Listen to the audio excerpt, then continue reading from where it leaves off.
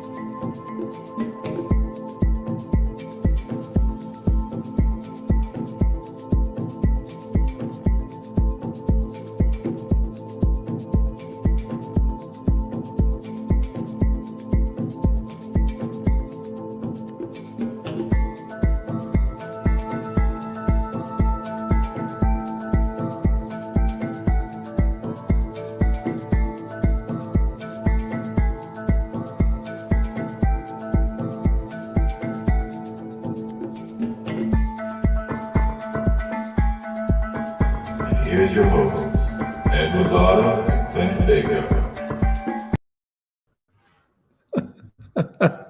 Wow. That was an incredible opening. Thank you to James, and I believe Kazakhs as well helps with that one. I believe that's right. But hi, guys, and welcome back to Small Screen Stories. Yeah. I hope you guys... It was Kazakhs. I hope you're doing very well. I can't talk very loud this evening because there's a baby in the room behind me, and I don't want to wake her up. Otherwise, there'll be lots of screams. And yeah, so hopefully I'm going to have to rely on my co-host Clint tonight to do most of the entertaining. But hello to everyone. Let's go through the chat. We've got Kevin Feige in the chat saying release the Ayer cut. Yeah, we'll be talking about that today. We'll be talking about the Ayer cut. We've got Bobby Anderson in the chat as well. Hello to you. She says hi, Roberta. We've got that James guy in the chat saying hi to Bobby. Kazakhs is there saying Bobby, of course. And then Jedi Master EJ says hello there. So hello to you, Jedi. Hello there. We also, who else do we have? We have Danzig with Kazakhs. Yeah, he likes that, doesn't he? Yeah. Danzig's in the chat as well. At Jedi Master EJ. He's just atting everybody, atting all the usual gang. You're all here. Brilliant to see. Danzig 1979. Wonderful to see all of you in the chat. We've also got Chubby... God. We also have Chubby Teddy Monster Productions in the chat. Says, let's do this. What a great day, everybody. And who else do we have? We have just everybody, all of you guys in the chat. Actually, we have Prince Zodiac as well. And Kazakhs wants cocaine. Should we give him a cocaine? I don't know. We have James back. So. Cocainum. Wonderful. We also have Prince Zodiac saying he was thoroughly confused by that opening. Honestly, I think it's the best opening on YouTube on any of these shows. It was brilliant. And then we also have, we got Dan asking me a question. But we'll get to Dan in a second. The Hubber Experience official YouTube channel says, "What's up? What's up to you?" And we've got Dan asking me if I'm still in Italy. I hear it's roasting there. Yes, I'm still here, which is why this setup is still here. I'm going to be here for a couple of weeks, but it is really, really hot. Thankfully, in this room, I've got air conditioning, which I don't have back in Paris. So should we just bring in Clint? Should we bring in Clint? Oh, hands to Kazakhs. Yes, for helping out with that intro. People loved the intro. The intro is brilliant. And the minute I came on, I've seen lots of people leaving. I just can't talk as loud as normal. I'm sorry about that. And I can't be as animated as normal. Otherwise, I'll probably go up. Yeah, let's get to 1,000 subs. Let's get to 1,000 subs. Let's do that. We're almost there. We're getting close, getting very close. We've also got David in the chat saying, "Sup, Edward," and he says, "I see you've changed your scenery." Yeah, some people have commented on the scenery saying that it looks a bit like John Oliver's thing. It is just a wall that I've. It's a very empty room, which is why it's so echoey. Yeah, I'm in the void. I'm in the void that John Oliver presents in. And Dan says, "Smash that like." Yes, please do like and subscribe. Please do. Right, let's get Clinton into the show. Let's get my co-host into the show now because I need some help. I need some help to talk about all the stuff we're going to be talking about. There we go. How's it going, man? I'm good. I'm feeling very aware of my sound levels tonight. Dude, I just drank an energy drink. I'll be loud for both of us. We're good. Yeah. Wonderful. How's it go? Look, I've got a different atmosphere too. I'm switching it up. Yeah. You're in your actual studio. This is yes. Yeah, this is, and over here down there, that is my air conditioner unit that I'd made into R2D2. I just wanted to point that to everybody. He made that. Oh crap! Hold on. Uh-oh. Yeah, we got. He made that himself. With a grease marker. I could just wipe that off with a towel and it would come off. So I just drew R2 on that, and I thought it was cool. Then I got the C-3PO just to complete the room. You know, had to get the feng shui right and all that good stuff.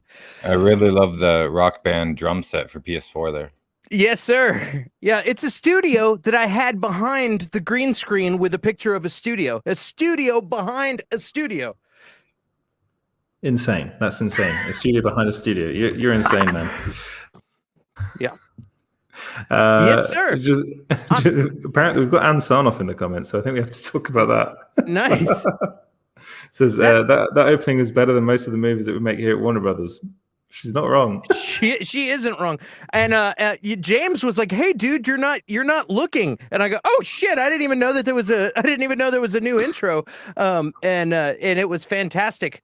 Anytime you have Arnold Schwarzenegger running, it doesn't get any better than that. But I have to say, it's like running. I can't hear you, man. That's all Kaz. Sorry. Yeah. That's what Kaz is a genius when it comes to that. But I have to say, I got a bit of a GoldenEye vibe from that. The video game. It looked a bit kind of like Nintendo 64 graphics, which I really, really liked. Well done, Kazakh. Awesome. Well done. Yeah, hand to you, man. Brilliant. Should we start talking about the news? Because that's what the show is all about. Yeah, we got so many good topics, man. You sent the list today, and I got really excited. I was like, this is going to be a good show today. Exactly. We've got a lot of stuff to talk about. We've got Disney to talk about. We've got still a bit of Scarjo stuff to talk about. We've got Release the Air Cut stuff to talk about. We have there's another thing, the Moon Knight, the leaked Moon Knight, the leaked Moon Knight footage, but people have only seen a screenshot. But we'll talk about that as well for a bit. So I think we should start off with all this Disney news and the reported rift between Bob Iger and Bob Chapek. So what did you make of all of this news, and what do you think this means for the future of Disney? I think it means they're going to be careful what they do in the future in regards to contracts and leave back doors and things like that open. We're in a new age where we have a pandemic happening, but these contracts were made before the pandemic. And so they didn't necessarily allow for that. I haven't seen the contract. I'm also not a contract lawyer. There might be an act of God clause and stuff. There's certain things that happen in like I can tell you with band contracts to where it's like you know, an act of God happens, a tornado happens, the guy at the club doesn't have to pay the band because it's not his fault that it happened, whatever, you know what I mean? But with these movies, they have very intricate contracts, and Scarlett Johansson doesn't have some average lawyer. She's got the best in the business, you know. And the thing that's interesting that keep going back to is that in March of 2009, when they were talking about Disney Plus, they reached out to Marvel and asked, "Hey, you got Disney Plus happening now. You're not going to try and release my movie on Disney Plus also, right?" Their chief counsel, Dave Galuzzi, he said, no. If anything, and I could pull up the quote. I got it right here. We understand that should the plan change, we would need to discuss this with you and come to an understanding, as the deal is based on a series of box office bonuses. In other words, if we change the deal, it's going to affect your money. Of course, we're going to renegotiate with you or something. And they didn't do that. And what's interesting to me is that now we have we just found out this like recently, The Rock, before they released the Jungle Cruise, they renegotiated with The Rock. They wouldn't even answer the phone for ScarJo, but they renegotiated with The Rock. And why? Because they want to do business with The Rock. The Free Guy, I just saw Free Guy last night in the theater. It's not on Disney Plus. And I would like to see it again. It was fantastic. Now, why does Free? Now they're saying, "Oh, it's a pandemic. We had to release it." You didn't have to do that. Why isn't Free Guy also on Premier Access? They didn't have to, because they don't want to screw. They don't want to screw Ryan Reynolds out of money, because they want that Deadpool money in the future. Scarlett Johansson is done with them, so they're like, you know what, man? I think we could get our stocks up if we just release this. This might help our Disney Plus. We're going to lose money in the theater, so we might as well try and get our subscribers. We're going to benefit from it. If our stocks are doing better, we bonus. We're worried about this quarter, and you know what? We're not doing business with her anyway. We're just going to do this, and we'll see what happens. Maybe the online, the streaming will be so fantastic, she will make money out of the deal, and we'll just give her a little money or something. Maybe she's going to sue us. We're just going to have to see how it plays out. We're in a rough situation where we got to make strong business decisions during an apocalypse, and we're just going to have to go with it. But the fact that they don't have to do business with her anymore because her character's dead, I feel like they just rolled the dice. We'll see what happens, and we'll deal with it later. And I don't think it's fair to do that to her. And I didn't mean to go on that long of a rant, but that's what I think about it. I just think it's funny that they would renegotiate with The Rock. Why? Because he's The Rock, you know? And then Shang-Chi, they just said Shang-Chi is only going to be in theaters. What the hell? For 45 days. Yeah. So it's a timed exclusive, yeah. Yeah, and they didn't offer that courtesy or renegotiate with her before they changed the terms of their deal. So, and HBO Max set a new standard. They said, we're going to do this because we want our numbers. We need subscribers, and we're going to do this. And we acknowledge that we're screwing over a bunch of creatives that have back end deals, and because of that, we're going to settle. So they spent hundreds of $millions settling. Disney, it seems that Disney's prepared to do that now with The Rock and with other people, but for some reason not Scarlett Johansson, just because they're first. And I feel like she was a test model to see what they could get away with, and you know, and now they know what because they got a lawsuit, they know what they can get away with, so they're gonna play with that. Like, also, I saw that they've come to arrangements with other people. I don't know what that means. I don't know if it means Emma Stone. They're like, hey, I know she's supposed to do another Cruella. Maybe they said, hey, we're going to give you more money later on the second Cruella. Play ball with us. Maybe she'll back down. You know what I mean? They could say, hey, I know this is a pandemic. You're taking it one for the team, but we're going to make sure and take care of you in the future. You know, that there could be all kinds of, who knows what discussions they're having with these people. It's just they didn't do a fair discussion with Scarlett Johansson and didn't answer the phone from what I've heard. So, okay, I'm done. Rant over. But no, you're completely right. They did answer the phone to Scarlett Johansson. Like the lawyers actually said they've been trying to talk to Disney for months, before this release, and they just wouldn't.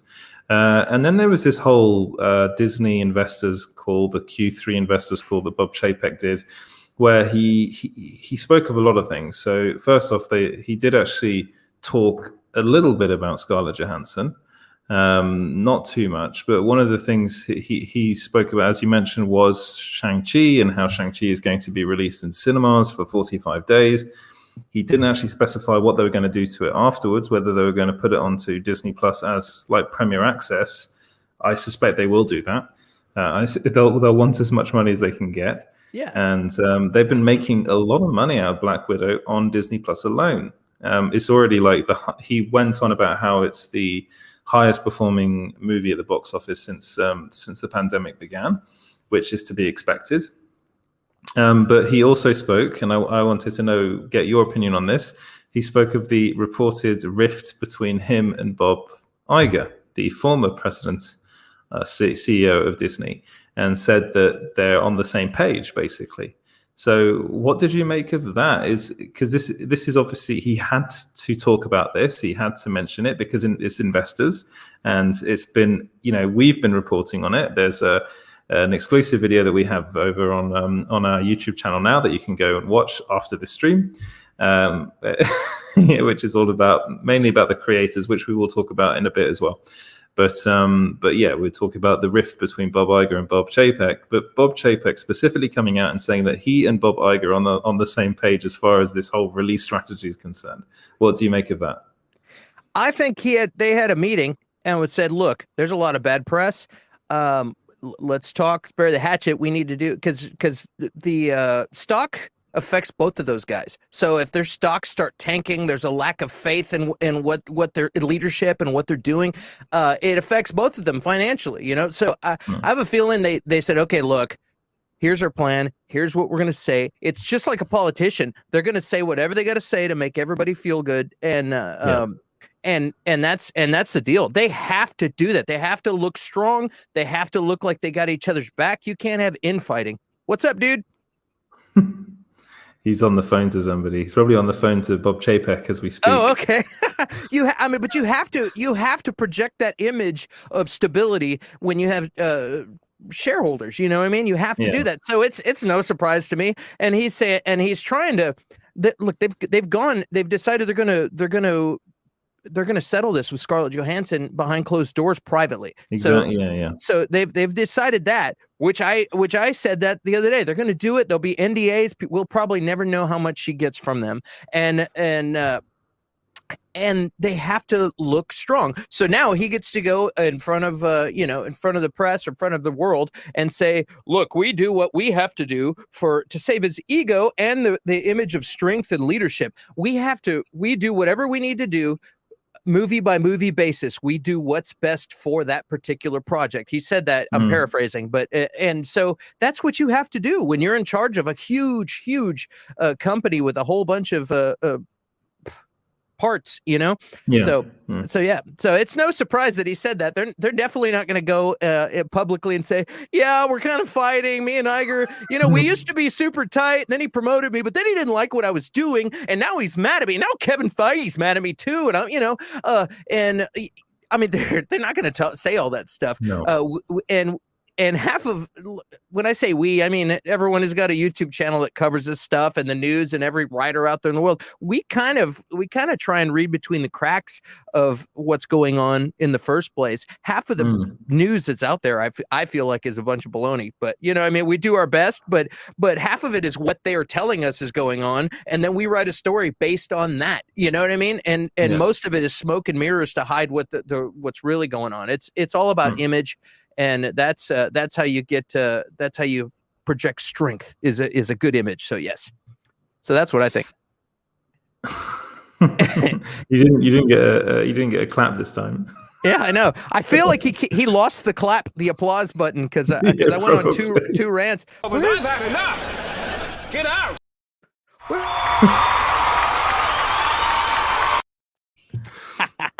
It's been funny because last week there was no James, so none of these intervals. Gets you back on your toes, doesn't it?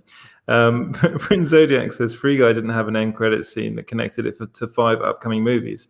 which is true. And Free Guy, okay, and then Danzig says Free Guy was contractually obligated to go to cinemas, much like New Mutants. Chapek said as much in the Q3 earnings call from Disney, which he apparently listened to. I didn't actually listen to it. I just read the reports on it afterwards.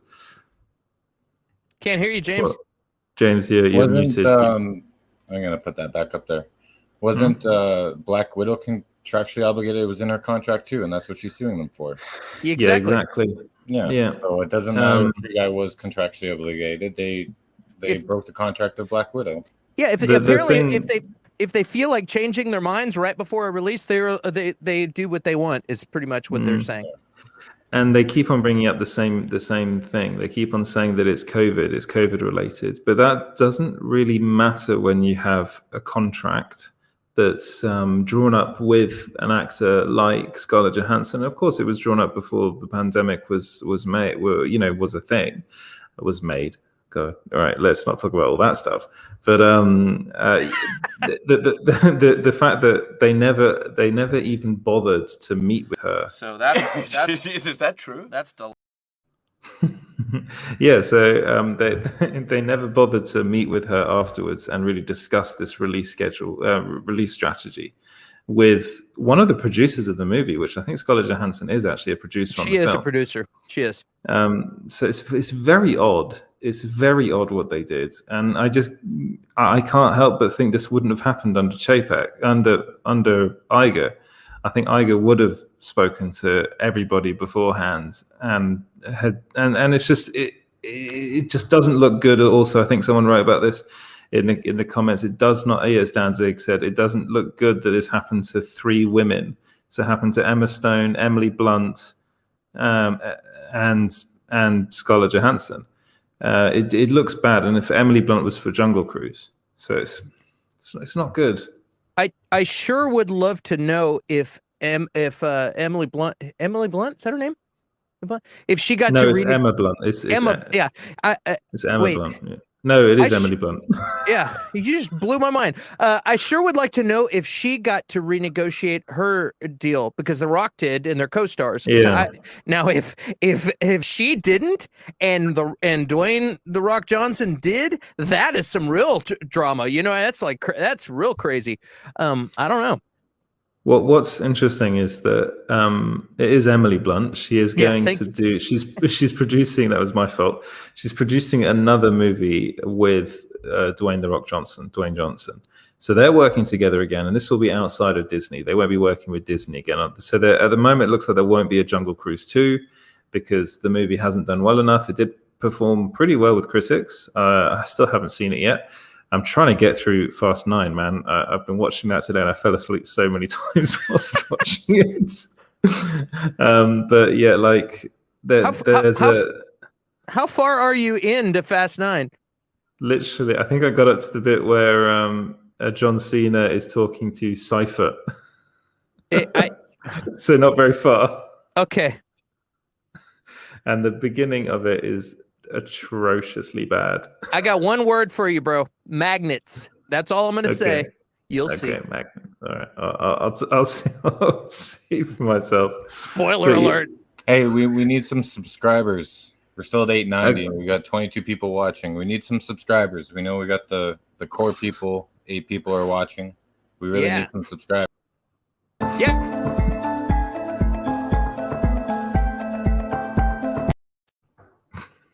Yeah, guys, subscribe. If you haven't clicked the subscribe button, do it. Hit the notification bell so we can let you know about future videos and live streams.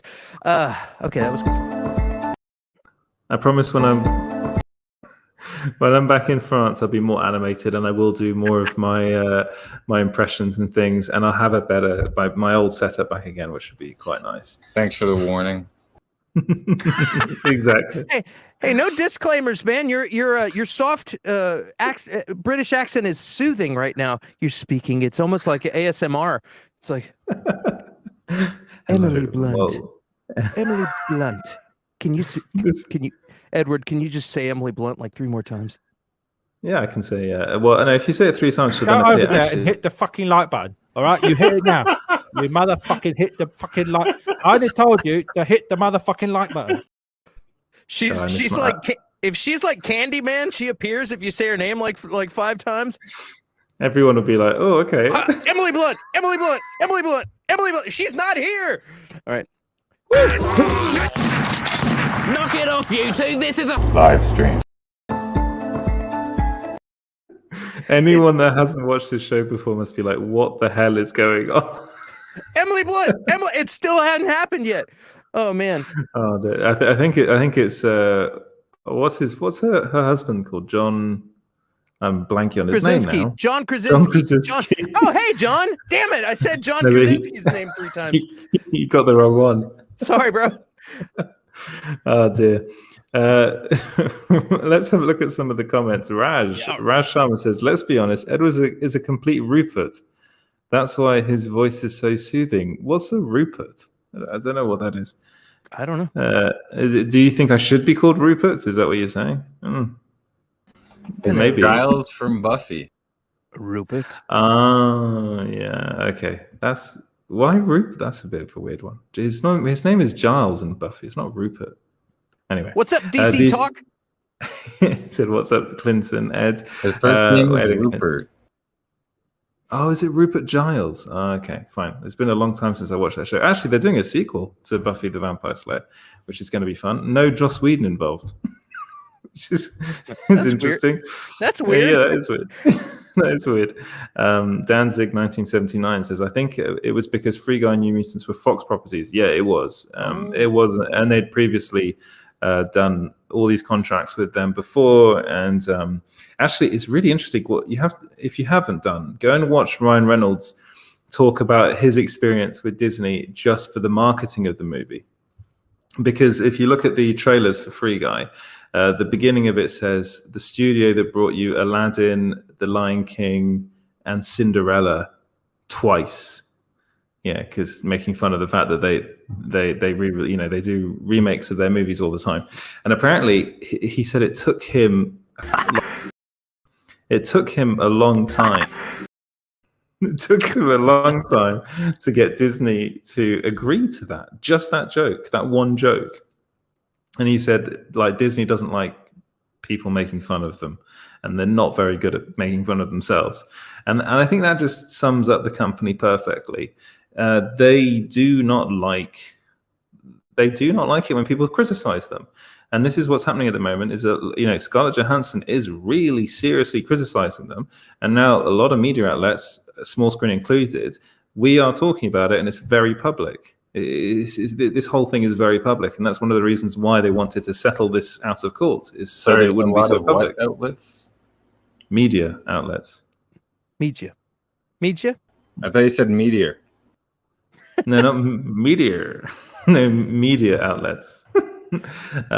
Yeah, so basically, I think Disney just needs to grow up and needs to they need to be careful with how they treat their creators. And this is me segueing onto the next topic, which is the way Disney has been treating its creators. So we actually posted an exclusive about this. We were told by a source highlight that very, James, close to Disney. And apparently creators inside of Disney. Really? It's a running joke. I'm going to be doing it a lot. A running joke like Arnold running exactly to 1,000 subscribers? Exactly. That's what.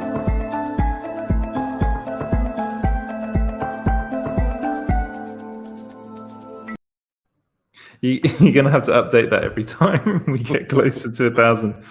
But yeah, apparently totally worth it when we get that 1,000. So guys, come on. Subscribe, guys. He's not getting any closer though. But yes, so creators, Disney, not happy. Apparently, a lot of people inside of Disney are not happy with the direction that Bob Chapek's taking the company. We wrote there's an exclusive over on the site that you can go and read, and you can also watch a video on it, which we posted this week. We've been doing a lot of video work. At least I've been recording some rather poor audio on holiday, and James has been doing brilliantly editing them all together. But yeah, you should you should go and check out that video, but I'll give you the clef notes of it. Basically, there's a rather long quote from our source. See, and if you subscribed and you get notifications, and you would have seen these exactly. videos. So we're still at 890 subs. Like, see that underneath Arnold there? That's what the number we're at right now. Come on, guys. Get us to 900. Come on. So this is the quote. This is the bit of the quote that I wanted to focus on. I wanted to get your opinion on this, Clint. There's a lot of infighting between Chapek and his team, who has the shareholders on their side mostly, and the creators, people at Pixar, Marvel Studios, Walt Disney Animation Studios, and now 20th Century Fox. It doesn't look like this rift will be fixed anytime soon, and Scarlett Johansson's lawsuits has really caused a stir. So there's a lot of stuff in the article about Pixar, specifically. People at Pixar apparently are not happy at all, because their movies were put straight onto Disney Plus and they were put on there for free, which is utterly insane to me. I wanted to know what you thought about this, Clint. I think you don't hear as much about it from Pixar because they don't have the lovely Scarlett Johansson as a mouthpiece for this situation. And what people don't realize, people say, "Oh, you know, they're all making millions of dollars. It's a big company and all these big, huge properties." But what they don't realize,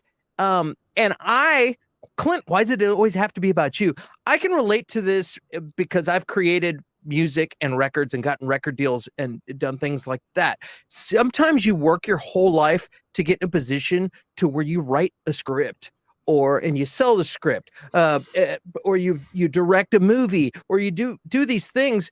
And some of these deals are back-end deals, and that it's the deal. You get a little bit of money and like, cool, I can keep my lights on. And when this thing blows up, when it hits theaters, it becomes a big hit.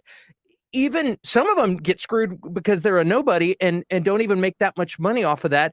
But the next thing they do, they have negotiating power, and this makes their career. So you get one chance sometimes to do something great, and then that sets the tone for the rest of your life. And say you wrote one of these movies that I've never even heard of because they weren't in the theater, and I didn't see commercials everywhere for Pixar. I couldn't even tell you one of the movies that came out this year.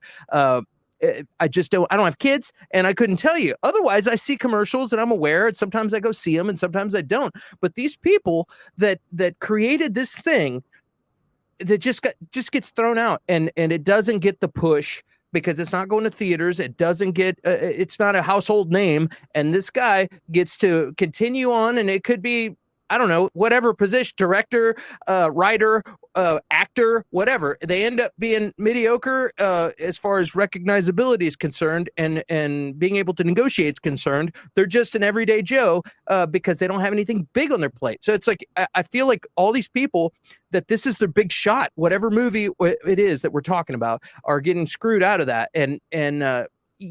Okay. Yeah, it's bad luck. We're living in the pandemic. A lot of restaurants got shut down. Yes, that happened. But you've got Disney that is just releasing this stuff to try and get subscribers so that their stocks go up, and they have zero regard for the little guys that make a little bit of money later or possibly on the next project. So that's what's going on. And I don't think it's fair to those people, because I know what it's like to work my whole life learning and getting better and better and better. And I hope all those people don't just get devastated because their releases didn't get known. I hope they keep trucking, and this is just another chapter in the story of their great success. So anybody that got screwed out of their careers because of the pandemic, just keep trucking, and we're rooting for you down here at the small screen.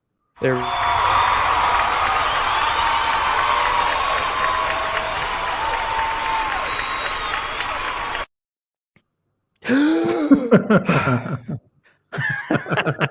Oh, you like that?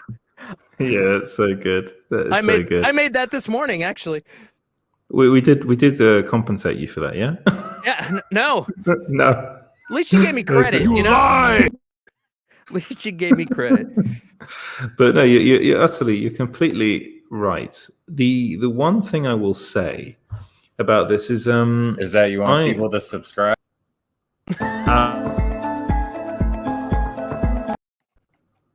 Oh my god. Yes, welcome to the 2021 Subscribe-a-thon at Small Screen. Guys, you know what to do. Just pick up the phone. Pick up the phone and call now. That's what you were made to do, Clint. That was the job you were made to do. Yes. To do that. I should have taken over for Jerry Lewis. That was my calling.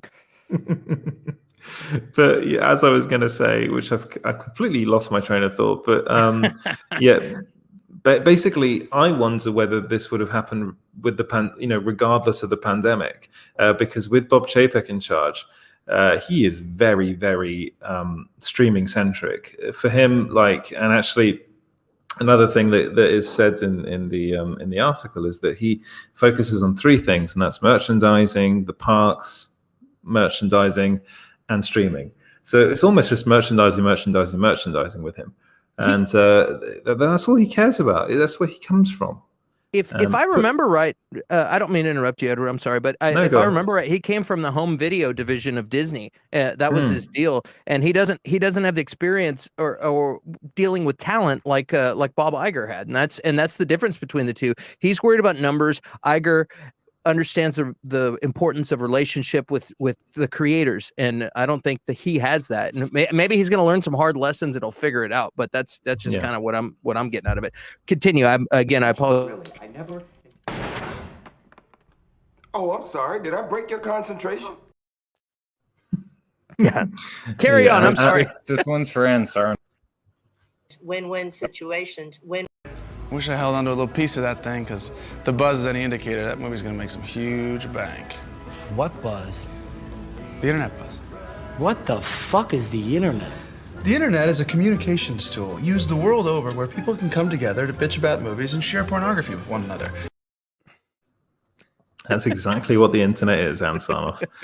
Welcome to it. And basically, Bob Chapek, before he was made CEO, he was in charge of the parks, of Disney parks, and before that, he was in the home video section department. And a lot of people that are massive fans of the parks that go there regularly were like, "This is a very bad. This is a terrible appointment." A lot of people were saying that are really, really massive fans of the parks, because they say that he ruined the parks, basically, that ever since he was in charge, they just went downhill. It seems as though the same thing is happening. But the problem is they probably, quality wise, went downhill, but the amount of money they were getting was more than ever before. So money wise, Bob Chapek was a good, choice for Disney. The problem is that you want the content to be as good as it was before, if not better, hopefully better. Well, at the moment, it's looking like it's going to go in the other direction. Like, Disney will probably make, in the short term, a heck of a lot of money out of Disney Plus specifically, but then creators will leave because they won't want to work with them anymore, because they're just horrible to work with. And then that will end up with content, or their movies and their TV shows and the stuff they put out being worse, because they can't get the people that they want to get. However, money, they've got all the money in the world, basically. So, maybe that might not happen. I think a lot of people are probably worried at the moment that someone like Kevin Feige might just decide to leave. There have been rumors about that as well. We will talk about that in a second. I just worry about Disney under Chapek. I really do. I think it's odds that we spent the most of this year talking about two companies specifically, Warner Brothers and Disney, and about how badly run they're being at the moment, and both in very similar kind of situations as well. It's been a weird year, hasn't it? It's been a really weird year. And you wonder why you waited so long for something so disappointing. It's funny. It's right now Warner Brothers isn't looking too bad. It's like, exactly. were we crying and complaining the whole time? And they were really just like, it was their grand plan. They're retooling everything. And then, okay, we got to get the money in from streaming. We're going to do this. We'll piss people off. We'll settle it. We'll give a little money here and there, get everybody, everybody okay with that. And then we'll move forward. We'll do this and this. And then Disney comes along and it's like, wow, Warner Brothers is really doing great, like compared to those guys. I never thought I would say that. You know what I mean? It's pretty funny. No, it is weird. I mean, Warner Brothers is looking quite good, specifically after the reaction to James Gunn's The Suicide Squad, which has been pretty much positive. The film has been struggling at the box office. But to be honest, that's to be expected given the amount of new variants we've got of the coronavirus, not Loki variants. Yeah. And people aren't going to the cinema, which is to be expected with what's going on at the moment. It's got the film was good. It's got the highest critic rating and audience rating. You know what I mean? It's like it's doing great. It's like out of all of the DC films, it's like covering both critics and fans. So when you have that, but you don't have box office money, it can only be because one, it's streaming for free at home, and who doesn't want to do that? Who didn't already upgrade their TV because of the apocalypse? And then two, like who is scared to go out in public because of the pandemic? Some places it's not that bad. Here right now in Austin where I'm at, like it's gotten kind of crazy lately. So I have good friends that work at the hospital. It's the numbers are crazy with this Delta variant thing. So so I mean I understand it, you know, and you know, you got some people that aren't worried about that, and I'm vaccinated, and you know, and I had it. I did an antibody count the other day. I'm doing great. I see everything in the theater, but the theaters are empty when I'm in there. I'm like the only guy in the theater, so it's crazy. I mean, it's quite nice to be the only person. Oh, absolutely, I love it. Hey, we're at 892 subs now. Woo! Yeah. He's got to update that graphic. I think we should segue into the next bit of news, which is release the Ayer cut. So the Ayer cut has been trending on Twitter massively today. So at the moment, a couple of minutes ago, I looked at it. It was at 240,000 mentions on Twitter. It's on 241,000 right now as we speak. It's gaining traction, and it was a whole thing planned by the kind of the fans, a lot of the fandom. A lot of this came from the letter that you guys spoke about. I don't think I was on the show when you spoke about David Ayer's letter that he posted on Twitter relatively recently, which for me, I just want to give my thoughts on it. It was heartbreaking reading that letter, like really, really heartbreaking. And you know, knowing a bit more about where he came from as well and what he's been through. It was a difficult read, and also reading about his experience on that movie, on 2016 Suicide Squad, just sounded awful. And the bit about him talking about having to go back to his children every night, and then just seeing that he's visibly depressed because of what Warner Brothers was doing to his movie in the edit, it just sounded terrible. And but now the Suicide Squad has been released, which was one of the main reasons why Warner Brothers didn't really want to release the David Ayer version of the movie. People are starting to, you know, have their fingers crossed that Warner Brothers might end up just putting the movie out on HBO Max. So this whole thing was orchestrated 13th of August. I think they were saying that we'll push the hashtag release the Ayer cut on Twitter. It's doing very, very well. But the one thing I will say that put a bit of a spanner in the works was Charles Roven, a notorious producer who came out and said, we screen tested both versions of the movie, the studio version and the Ayer version, and one didn't test better than the other. What do you make of that? I think Charles is underestimating the power of the Joker.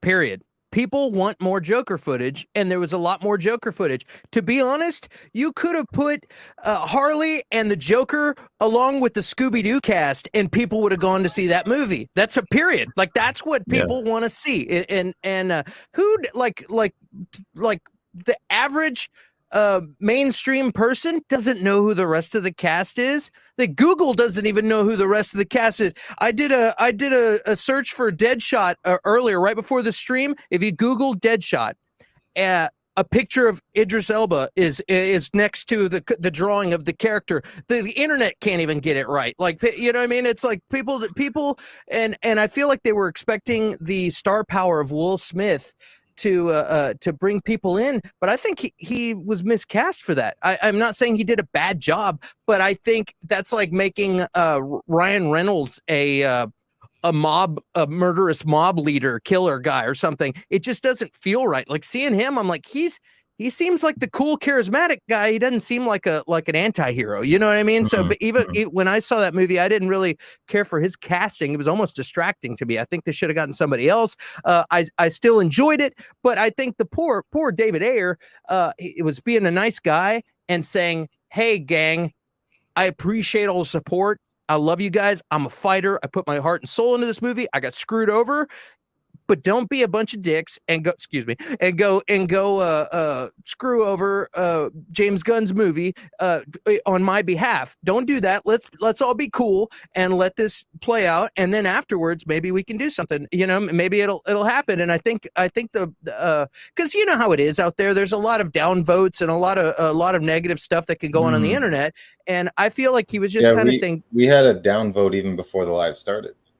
I was chuckling about that. That's hilarious. After we scheduled the live, there was a downvote even before there's any likes. It was absolutely hilarious.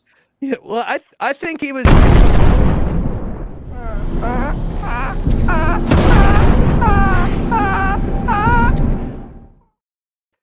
But I think now that we are where we are, I think.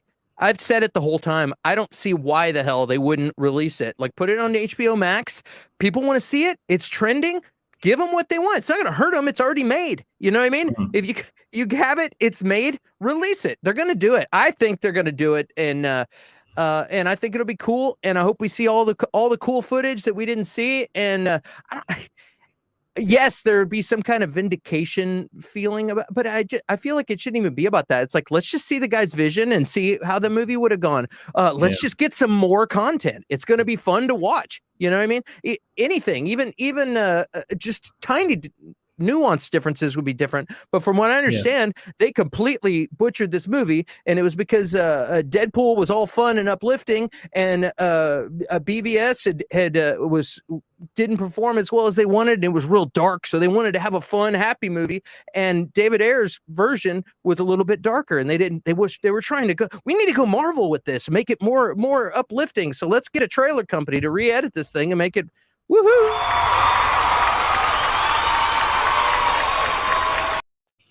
I think if they just let, sorry, I was just going to say, go ahead. Real quick, and I'm done. I was just going to say, if they would just let the creators that they hire do what they want to do, and then if they don't like what they do, get another creator to do what they want to do. But when they come in and tamper with everything, it screws everything up. Okay, I'm done. James? Comments? Yes, yeah. I was thinking the same thing. So you go ahead, James. Bring up some of the comments so I can be very lazy and just read them. Raj says, nah, Warner Media still looks bad. The box office let down. Can't be blamed on the Delta variant. Black Widow and Jungle Cruise has outperformed it. The Suicide Squad is not connected, so most viewers aren't bothered. Okay, I can unpack that. Should we take it down because it's covering our beautiful faces? There's an element of that. I think with the Suicide Squad, it is confusing. The Suicide Squad is super confusing because not only people aren't really sure if it's a sequel, a prequel, or a reboot, or a remake. It's kind of all of them in one. It's not a prequel. It's a sequel. I see it really as a sequel more than anything. But also the fact that it's not called Suicide Squad 2, I think is quite confusing for people. But I personally prefer it being called the Suicide Squad. They want to reboot that whole franchise and kind of make people forget that movie, the first Suicide Squad film. I won't call it the David Ayer Suicide Squad film because it isn't. I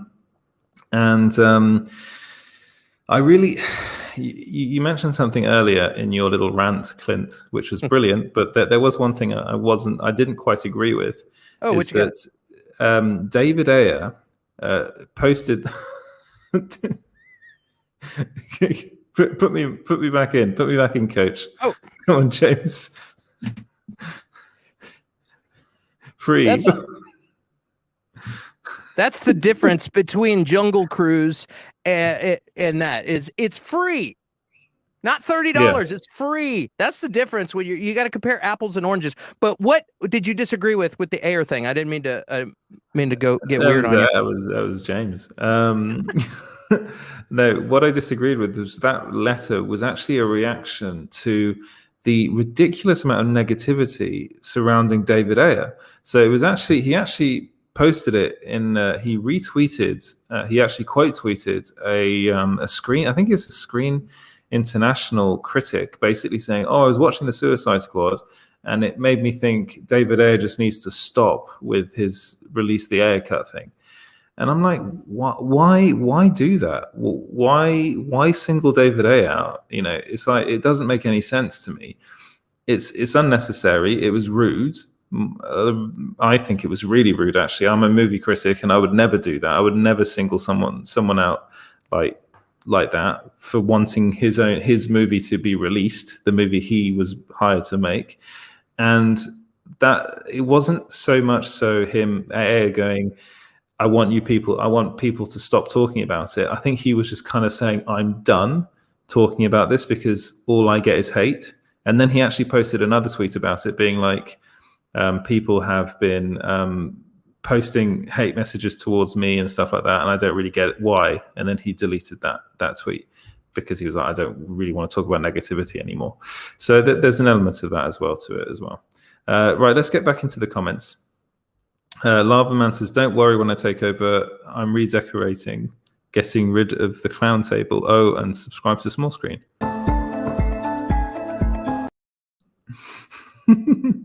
Please do that. Who else do we have? Danzig says, no wonder they wanted to push this trend events back a week. It would have overshadowed the Suicide Squad social media footprint over the weekend. True. Very true. Then Kazakh says, Ayer seems like such a solid guy, man. He does. He seems like a very solid guy, man. I like him a lot. Then Vodka Soda says, A Quiet Place 2 did just as good as the first one, though. It's also the movie's fault. I think marketing is a problem. I don't think the Suicide Squad was marketed particularly well, to be honest. And one of the main reasons is, like, Idris Elba, even today, is still having to answer questions of being like, no, I'm not replacing Will Smith. So, you know, there's a lot of that as well, unfortunately. But I watched A Quiet Place 2 recently. It is brilliant, that film. So good. So good. Absolutely amazing. John Krasinski is an amazing director. Like, so good. I watched Quiet Place. Absolutely brilliant. Can't wait to see what's next. And they're having can't remember who's directing the spin-off, but that's gonna look really good. It's a British director, I think. I can't remember. Did you say absolutely brilliant? I think I heard that. Did I hear that? I did, and I caught myself. Man, also people are forgetting that the Suicide Squad is R-rated. There is front nudity, male nudity. They have a Johnson in the movie. You know what I mean? Like there's a guy standing up when they go right around the time that they go and start having a contest of who could shoot better and stuff, and they kill everybody. There's a guy straight up with his stuff hanging out and right there, and I'm like, dude, and this is an adult movie with violence and frontal nudity. You know what I mean? Catch that, and then Kaz messaged me and he's like, yeah, did you see the dong? I'm like, what? And he sent me screenshots. It was the people that were like on the stretchers that were being experimented on. It's like, no, I don't see it. Everyone. I didn't see that. I heard a popular female YouTuber say full frontal nudity, and I thought they were talking about a female and didn't appreciate that, you know, and I go, okay, well, whatever, it's R-rated. And then I was like, oh, that's what they're talking about. And so like, people are forgetting this is an R-rated movie with a bunch of characters that nobody knows who they are, and we know who they are. I get it, we do, but most people don't. They don't have a Wonder Woman or an Aquaman or a Superman or like it's a bunch of unknown characters, and then people see this, so like, Suicide Squad, didn't they already do that? I think I already saw that movie. Is this a reboot? Are they doing that Spider-Man thing where they make the same movie 5 times? Like, what is this? That's what people do. They're like, I don't get it. Like, oh, okay, that is like, it's confusing, like you said, in a It's confusing in a lot of ways, and because we care about the properties and we're into the comics and stuff like that, we know what's going on, but the average person doesn't. And when you've got a pandemic and you have it for free, and you don't have to pay $30 to see it, yeah, why wouldn't you stay home and watch it, or not watch it at all? I'll catch it later at some point. Like, it's just those weird. I wonder when the new Batman comes out. That's what people are thinking. That's serious. They're like, the Suicide. Yeah, I saw that in 2016. When's that new Batman coming out? Oh, that's what normal people think. You know what I mean? Normal everyday people who aren't into comics. Well said. Well said. Yeah. Spooky Bats. He's doing his own memes now. Spooky Bat says, yo to Spooky Bats. How you doing? Subscribe right now.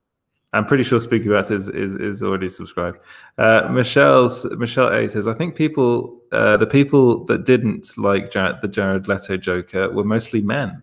Women liked him. A woman liked him. You're probably right. You're probably right. I don't know. My wife has not seen Suicide Squad.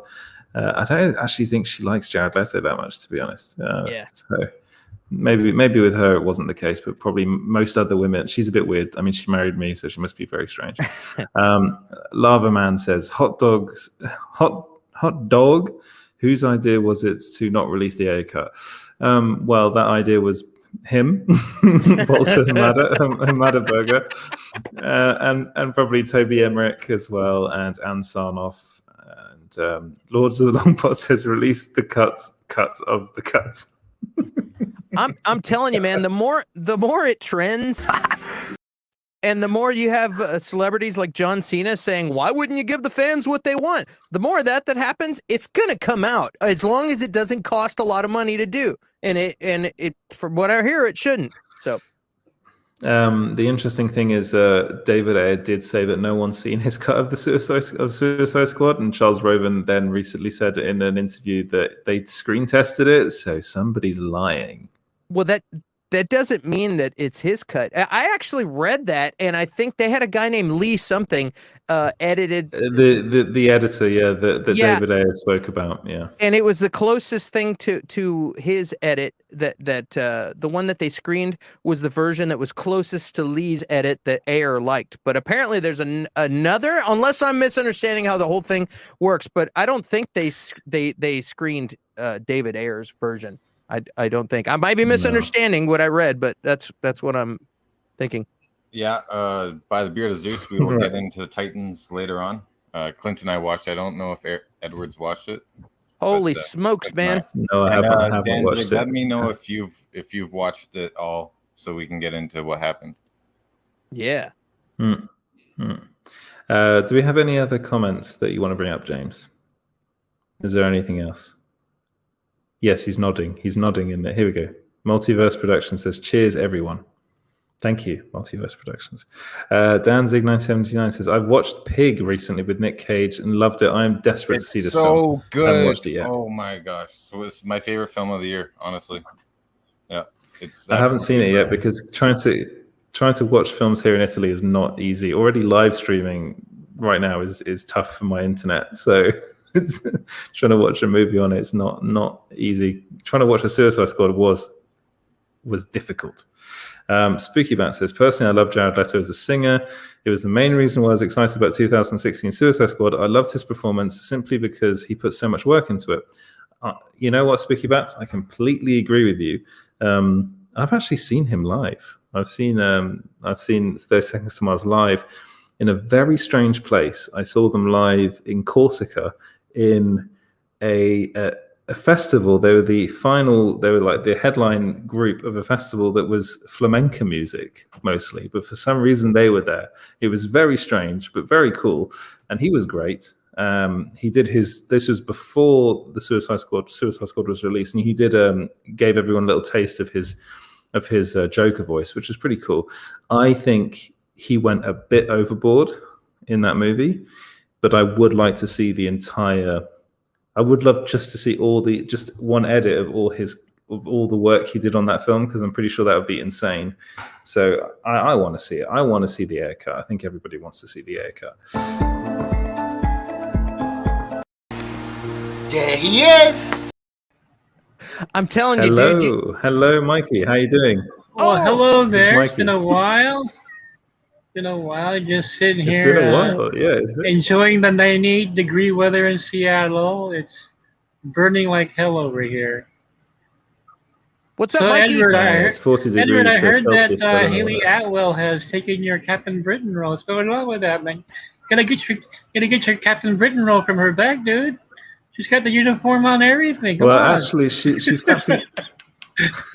she's Captain Carter. So sure. It's slightly different, and it's in a what if thing. Yeah. So I'll still get that role. That's a shame. But how are you doing, Mikey? Oh man, it's been exhausting. The weather's been a bitch. Geekosity has been full time. Like, it wasn't supposed to be a full-time job, right? It's like, sure, I'll. When my agent told me, yeah, and James bothered me every day. You got to get the site going. And like, okay, I'll do it part-time. No, it's not part-time. 4:00 in the morning, I'm still writing, and I wake up around noon. I get all these private messages. I got all these insiders. Hey, I got something for your site. Like, all of a sudden, when you have a site, you get more people contacting you. Unlike before, I was a dude on Facebook with the Spider-Man, and it's a full-time job. But hey, you know what? I enjoy it, and I'm on YouTube so much now. I'm like, good Lord, It's been fun. It's been fun listening to you, man. You've been putting out some great stuff. Thank you so much, Clint. You guys are great. It's great seeing you again. You too, man. God, let's just give Ed 1,000 subscribers. Come on, you deserve it. There's so much crap out there. I don't know. I think James deserves it more than anyone, to be honest. He put so much work into this channel.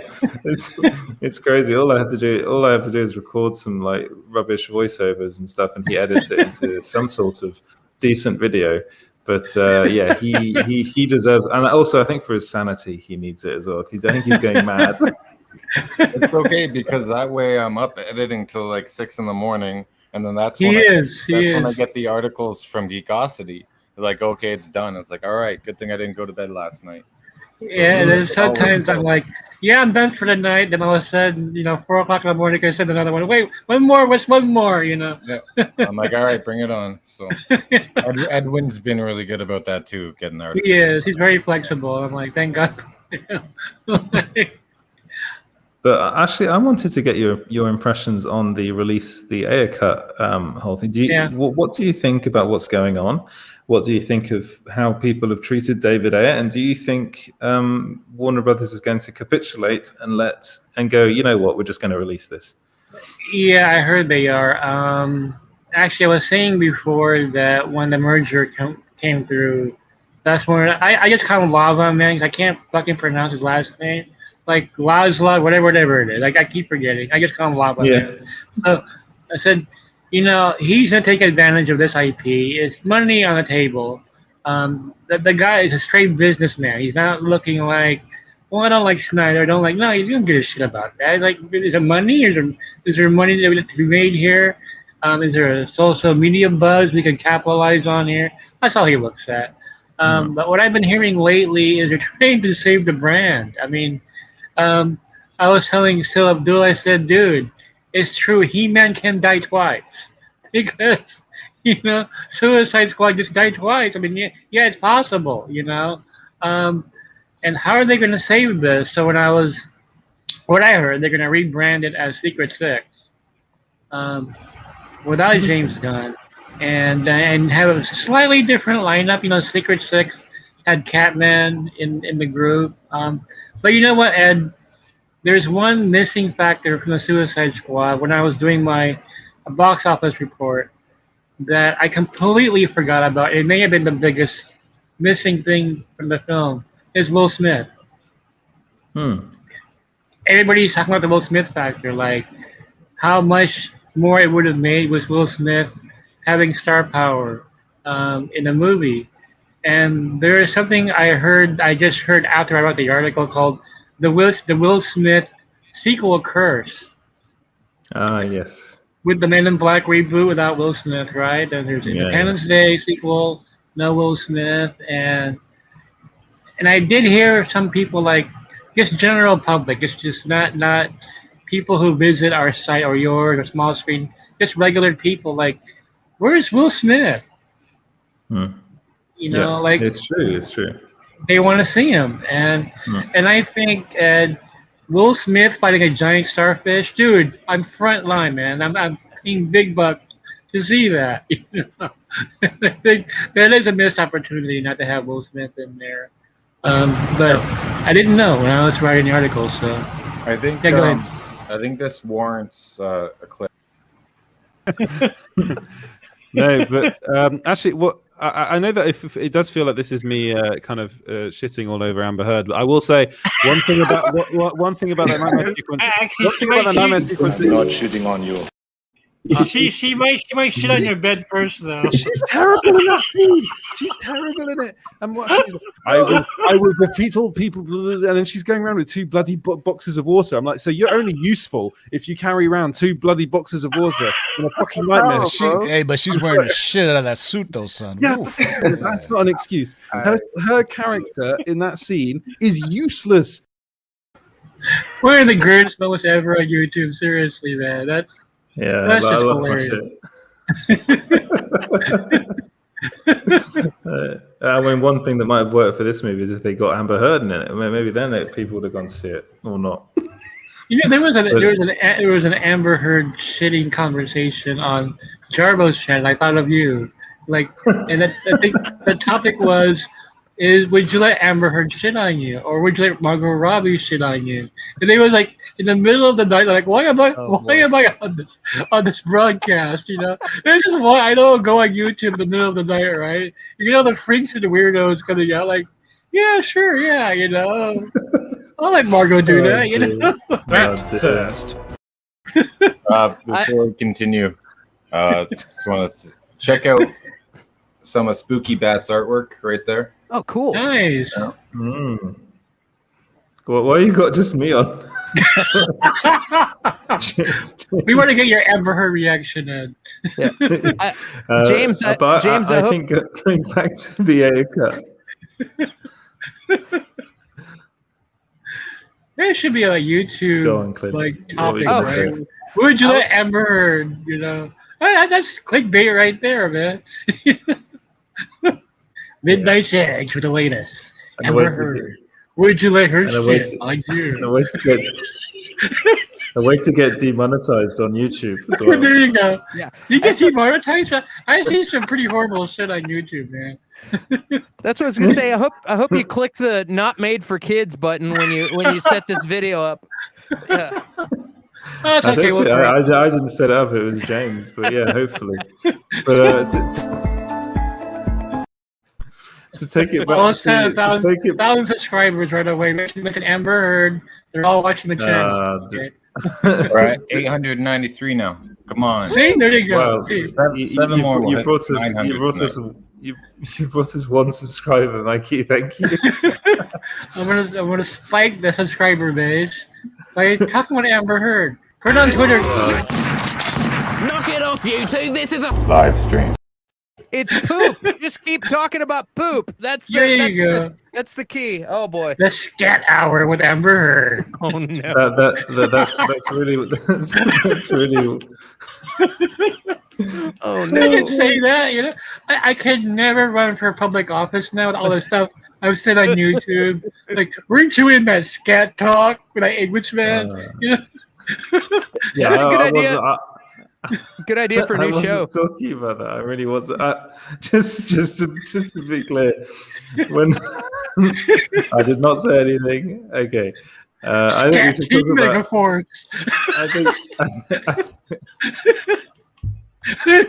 There's our new name, James. Scat Team Megaforce. Oh my god! Oh my god! And it started. There we go. You see, when James was like, "Hey Ed, Mikey's going to come on the show," I was like, "Oh great!" Never did it cross my mind that this would happen. That it would turn into the shit show. Literally, Oh, it is a gosh, shit yeah. show. Let the Jarbo memes invited begin. me in the middle of the night. Hey, can you come on? I'm like, sure. So 5 minutes in, I said, Jarbo, have you seen Legend of the Overfiend? He goes, it's a hentai porn from the late 80s, Japanese anime. And I said, a friend of mine had an anime party in the late 90s, and he had some people who their only exposure to anime was like Sailor Moon and Speed Racer, Rama One Half, and I said, Ed, you gotta. His name was Ed too. I said, you gotta show them Legend of the Overfiend. He goes, really? I said, yeah, go show it to them. So he's at this anime party, and he puts out Legend of the Overfiend. And as soon as he gets to the scene where the dwarf is masturbating to the demon, and everybody just started walking out, like, and this. Knock it off, you two. This is a Live stream. And I was like, Jarbo's show goes downhill from there. Like, we couldn't get on topic because we were so stuck on that masturbating midget scene. Yeah. Amanu Jaku, half man, half beast of the Jujenkai. Oh God! Because I've had enough. Yeah, Pew pew pew pew pew pew. The ultimate battle between Zack Snyder and Warner Media is being decided right now by you, the fans. Join Super Team Megaforce on Friday, March 19th. Yeah, that's a rough Oh my one, God, man. there are troublemakers here now. Hey, is this a Here we Super Team go. Megaforce reunion? That's next week, but Ah, shit. I'm It's sorry. it's the preview. I'm It's- glad Tivo's here so I can start interrupting him more. I've missed that. I totally got my days mixed up. I was like, I thought I got tweeted at. It was a reunion. I go, it's been a year, although COVID has really messed up my chronological timekeeping abilities. So, happy anniversary, Super Team Megaforce. well, no, Tivo, as long as you're here, I have to ask Tivo, have you seen Legend of the Overfiend? Oh my God! Of course, I referenced it literally last week. Oh my Legend of the Overfiend. The first time I saw tentacle porn, and it changed my life forever. Dude, I was on Jarbo, and I said, I asked him if he and Jarbo never saw it, right? And I said, well, you know, I was talking about a party. No, my friend. guys, we're not doing this. But then right now. the masturbating dwarf. You remember the masturbating? We're not doing this. You remember the dwarf jerking off to the. We're not doing this right now. I saw it.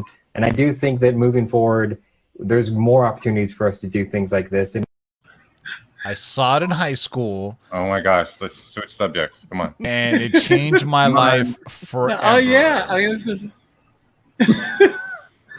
James, I literally think. Legend of the Overfiend needs to be adapted to live action. Oh God. How many more of these? All right, I want to see let's- Zack Snyder do a live action version of Legend of the Overfiend. Come on, you know he's perfect for it. How did you even come across Legend of the Overfiend? How did that even come into the conversation before I came in here? You know, Well, it's just Mikey was on the show. That's how it happened. I was in the show. That's why. It's like, I don't know what they were. I think they were talking about Star Trek even or something. I just like all of a sudden just threw it out there. Oh, Like, it started with Amber Heard.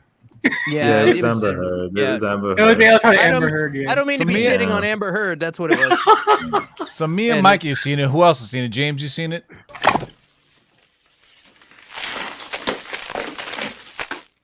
Cocainum. That was every guy must see Overfiend at least once. Yeah, Clint's seen it, right? Clint, you saw it. Yeah, right? that was my introduction to anime. Yeah, For a long exactly. time, I thought that's what anime was. I was like, yeah, anime is not my thing. I'm not really into that. You know, like I just found out that that's not the case. Edward, have you seen it yet? Edward, have you seen it yet? No, I haven't. I just know that James and I are just like desperately trying to move this on. Well, let's But change I haven't topics. seen it. Let's You know what? It's like, fuck it, you know. I mean, The animation is actually very well done. It just happens to be there's a lot of tentacles and orifices that shouldn't be where they should be connected to each other. And flying. And yeah, most of the animators were women too. So. Oh wow. Oh, I didn't know. Wow. So it's woke tentacle porn. There you go. Okay, That's woke. okay. Definitely. Choose what It's just two in a way. Wait, wait, James. I've got a better thing to talk about. We can segue on from tentacle porn to what is basically tentacle porn, and that's Venom 2. What have you got? Very nice. I don't see a dwarf in there though. But... If only. Yeah. Have you guys seen the trailer? And I think Mikey, you've got a problem with your mic. Yeah, I saw it. Yeah. Yeah. You know, you've seen it. Yeah. I'm hoping to be entertained. That's what all I'm hoping for from the film. My one take. Yeah. So go ahead, Mike. Yeah. So we'll see. My one takeaway from it is it's a typical Sony trailer where you pretty much seen the entire film in the trailer. They pretty much. I mean, I didn't expect a full-on Carnage reveal, right? I mean, normally the first teaser, or you don't get that, but man, they went full on, and it's like the entire story. They showed the whole thing. They showed the whole thing. So curious. I really hope that's not what happened, because watching the Suicide Squad, I was like, I know all the jokes. I've already know what's happening. Like Peacemaker, like I knew every single thing he said in the whole movie, and I hope that doesn't happen in this movie because it looks fun. You know what? I hate John Cena, and I can say that from a place of like true, in my heart of hearts. I really hate John Cena. I think he's a meathead. I enjoyed him in the Suicide Squad. Yeah, I don't know what it was. It was just the way, and just the way he did the press junkets, where he was in costume the entire time, all the talk shows. I was like, man, he really is like, you know what? And I was like, before the movie, I was like, I don't want to see a Peacemaker show, but after that, I'm down. I'm down to see it. Yeah, well, it's almost like making fun of himself. I think that's why. I mean. The thing with the underwear was pretty hilarious. Yeah, definitely self-deprecating. Definitely said that's what I was looking for. Yeah, self-deprecating. He's like an interesting douchebag. It's like he's such a douchebag. Yeah, he's such a douchebag that it's like compelling. You're like, it's like I think I want to. I don't understand it, but I kind of want to see this. I don't know. So like, you know how Dos Equis has the world's most interesting man. So what beer would be the most interesting douchebag? There you go. PBR or I was gonna say Pabst Blue Ribbon. Miller Lite. I don't know. The most interesting douchebag in the world. John There you Cena. go. Perfect. There you go. That's perfect. Love it. He's like a self-aware Dolph Lundgren, right, from the 80s. But he's self-aware. He kind of box himself. So. Oh no! I gotta. You know whose name has been invoked in the live chat? Who? Yeah, who? Donnie Cates. Anyway, oh man, I actually have an interesting story about Donnie Cates. I was going to see him again last week, but I wasn't feeling good, so I said, nah. Too bad though. I was going to have him give the finger. I heard he was a real asshole at the last show at Terrificon up in Connecticut. Oh really? Wow. Yeah, it's on my buddy's podcast, the Comic-Con podcast. Interview guy, and there was a kid, maybe 14, 15 years old. He's like coming up. He's telling him, hey, super excited. Donnie Cates is his hero. And he was like, hey, is Black Winter going to come back? He goes, I don't know. Why should I tell you? You got to read and find out. Go buy all of the issues and then find out and then what's going to happen.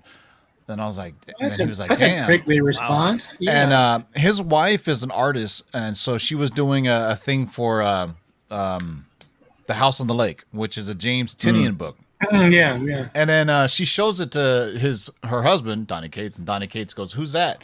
She goes, "It's the House on the Lake. Everybody knows that." He goes, "Who does that?" She goes, "James Tynion." He goes, "That Tynion guy? Psh, only I am the best artist. You know, I didn't. He's later on he apologized, like because when they found it was making the social media rounds, but it was like, you know, they don't get my sarcasm. Well, you know, when you're out there meeting your fans for the first time in a few years, and he's a kid, maybe the nuance of sarcasm does go over his head. But imagine meeting your hero for the first time and you get that treatment. You know what I mean? So yeah, first impressions. You know what I mean? I mean, exactly. Yeah. You get that 5 minutes to get with that person. They're like, that's what he's like. You know? Yeah, douchebag. Yeah, I suppose one interesting thing to talk about. I don't know if any of you have read the article, but there's an article in the Guardian which is all about how comic book writers, especially, have been treated by Marvel, and in particular, literally the story was Ed Brubaker. I can't. Yeah, Ed Brubaker is a good example, but the story it wasn't Ed Brubaker. The story was about, I can't remember the name of the comic book artist, but literally he was given $5,000 by Marvel. I think Jim Starlin. Is it him? And he wasn't even and a ticket to the premiere of one of the movies. No, that's Ed Brubaker. Yeah, it was for the Falcon and the Winter Soldier. Yeah, me and Mikey actually were talking about this in the private chat, and these were old, I guess, grandfathered clause contracts, right? So the writers, the creators themselves didn't know, hey, you can renegotiate this. Most famously, Jim Starlin came out, the creator of Thanos, came out in 2017 and was like saying, I'm not getting any money for that, Well, you know, he made a lot of noise, and you never heard from him again. Marvel paid him is Bill Matlow, because they renegotiated his contract. You know, there's like, all right, here, you know, since Thanos is such a big part of the MCU, here we'll renegotiate and we'll give you more. So, but yeah, the flat rate, and on the DC side too is 5,000. But you know, some make more than others. But it's also, I hate to say this, but a lot of, you know, I'm a comic book guy, but a lot of comic book writers and artists aren't business savvy, so they don't know the Hollywood end of it, right? So they don't know that they can renegotiate this, because guess what? You know, originally when they created this character in the 80s or the 90s, they didn't know there was going to be a movie made out of it. So, you know, obviously, you know, so they could always, and that's what Jim Starlin did. Jim Starlin renegotiated. And if you look at Jim Starlin complained, all the articles 2017, and after that, it was like nothing. And then he did, and you hear, I think at one point he goes, oh yeah, me and Marvel are good now. So, you know, he got paid and he's off. Yeah. Right? Yeah, Bill Matlow, the creator of Rocket Raccoon. But like, check out Sleeper and Criminal by Ed Brubaker. If you can get the single issues, he talks about his experience on Civil War and with Marvel, and you get a lot of inside information about what he had to go through with the. Oh, okay, yeah, I'm so behind Ed Brubaker. I love his stuff, though, man. I've read so much of his. But it's been a while. Sleeper was great. And you know who else is really good right now is Tom Taylor. He did the Injustice series. Now he just did a Superboy. Superman, the new Superman for I think is after Future Shock or whatever. But Tom Taylor, he's got the Secret 7 out now, and he's done all the DC comic books. Tivo, you ever read those ones? Yeah. No, I gotta check those out, man. Secret 7 is good, but here's what I will say: I'm not saying these guys are old, but I think they have the old mindset of the comic book industry. Yeah. Where now look at somebody like Mike Bendis, right? Bendis created comics and his contracts knowing that they were going to be going into if you think about Netflix, Jessica Jones, that's his. Naomi coming to DC, that's his. All these characters created. You know what? And these guys that are savvy are like, look, I'm going to create these characters, and you know, if they ever get made a movie, then you know, put it in the contract. So I feel for the guys that didn't have that in the contracts, but they should renegotiate. It's the same thing if you think about old record companies, right? Oh, those are the worst contracts. I mean, they were the worst ever. I mean, basically, you didn't even have your name. So I mean, you had somebody, you know, you had the Temptations touring, you know 20, 30 years later saying formerly known as the Temptations, right? Because they couldn't use their name anymore. I mean, and then going back to the 90s, that's the whole reason why Image Comics started, because they wanted creator-owned things. And famously, Neil Gaiman wrote for Todd McFarlane on Spawn, and Neil Gaiman didn't get the rights to it, and he sued Todd McFarlane. But Todd McFarlane left Marvel for the same exact reason. You know, it's kind of funny. In action, right? Yeah. Yeah. Bill Matlow, the creator of Rocket Raccoon and a bunch of other characters, His brother and I were good friends. His brother died unfortunately last year. They renegotiated for all of his creations, and he got a nice chunk of money. I talked to his brother about it. He wouldn't tell me how much, but he goes, we're really well cared for now. Marvel really went the distance because Bill's in the hospital. He's got brain damage. I mean, he got run over by a car, hit and run. But Marvel is paying for all his medical bills and everything for his entire life. I mean, he's taken care of. Yeah, and I'm not defending DC and Marvel or Marvel since people call me a Marvel mark, but the Brubaker thing he's very specific on what he was saying. I didn't get invited, and but he ended up going into the premiere anyway. But it's each individual. I mean, I hate to say this, man, but you gotta be business savvy and take care of yourself. You know what I mean? And just make sure. I think going forward, this new generation. Especially now, like if you think about Image Comics, so many Image Comics get opted now. Boom Studios, all these little small books. Oh god, yeah. Shock. Yeah. Yeah, I mean, Baker was in Endgame, but his scene got cut, and his kids were in Endgame too, and I think that set them up for life. You know what I mean? They get residuals and stuff. But hey, we got to do a sub plug.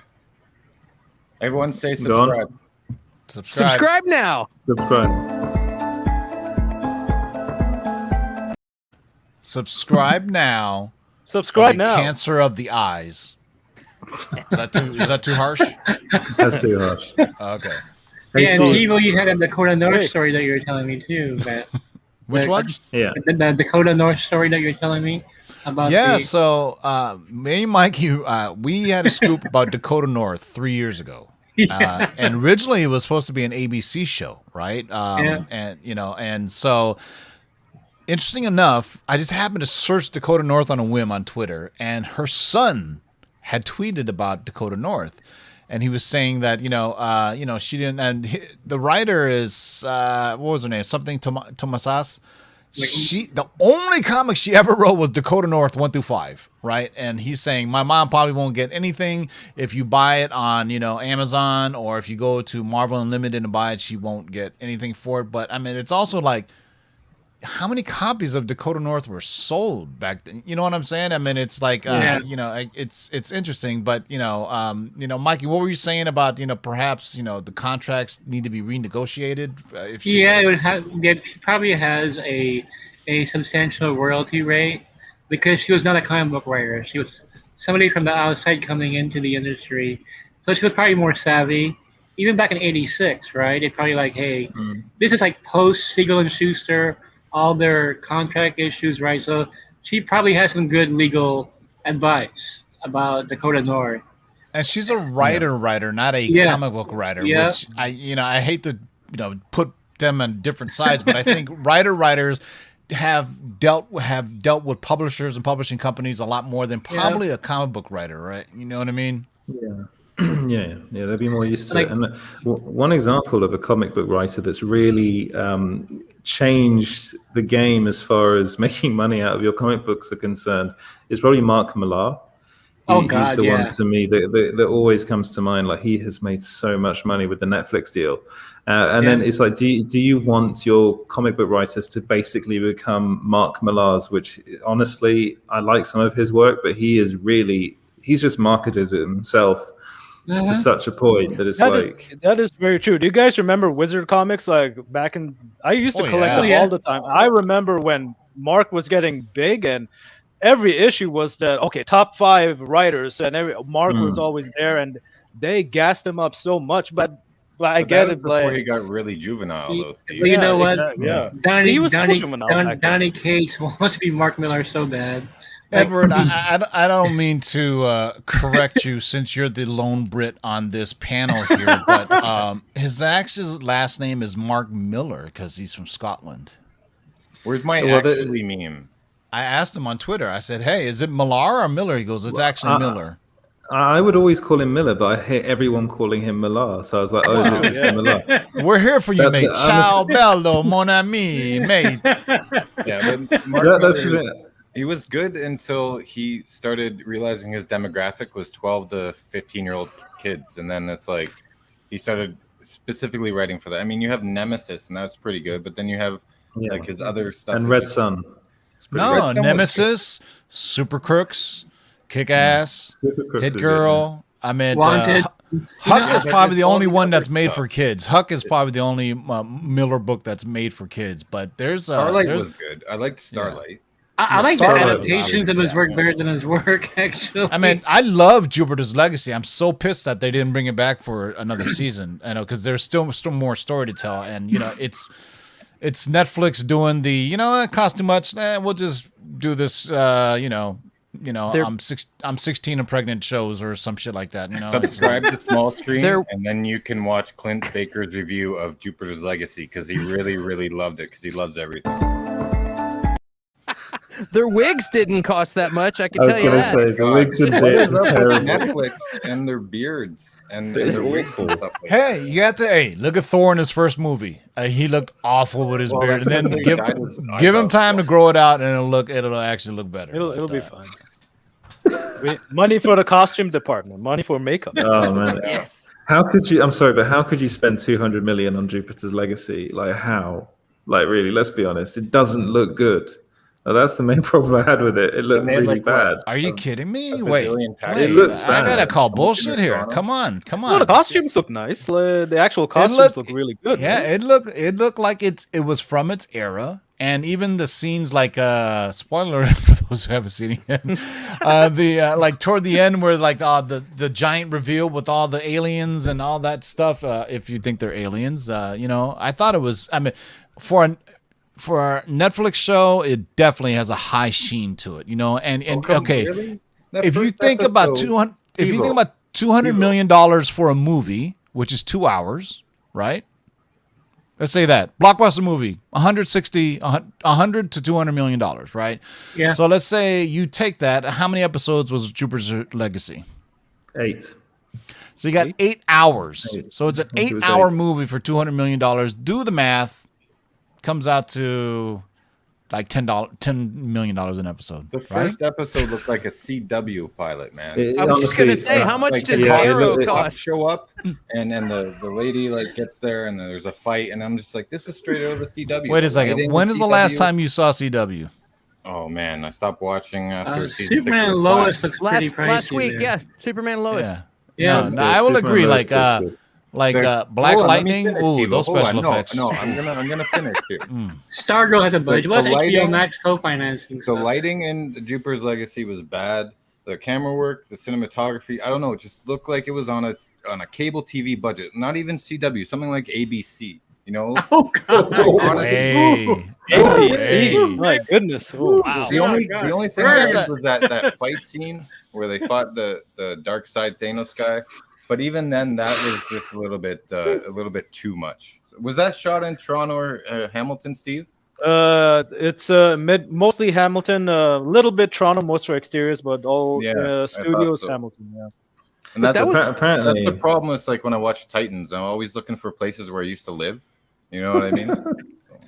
That was fun to watch though, because you actually had heroes getting hurt and stuff. So I kind of enjoyed that part of it. The biggest problem I had with the show was the origin story being mixed. If they'd have just gotten rid of that in one episode and then got back to the good stuff, I think it would have been good. But going back and forth, they mixed the 2 volumes of the comics. That's why. There's Jupiter's Legacy or Jupiter's Requiem, which is the 3rd volume that's coming out. So they mixed the 2 volumes where normally it takes place mostly in the modern era, and if you read the comic, the whole dynamic is the younger generation of heroes don't have the same values as the old, like Utopian was like over the top with it, like he was Superman on steroids, how much of a good guy he was, you know what I mean? Where and I guess I could spoil it because there's not going to be a season 2, but in the comics, Utopian's son becomes a bad guy, and I think Utopian's son kills him.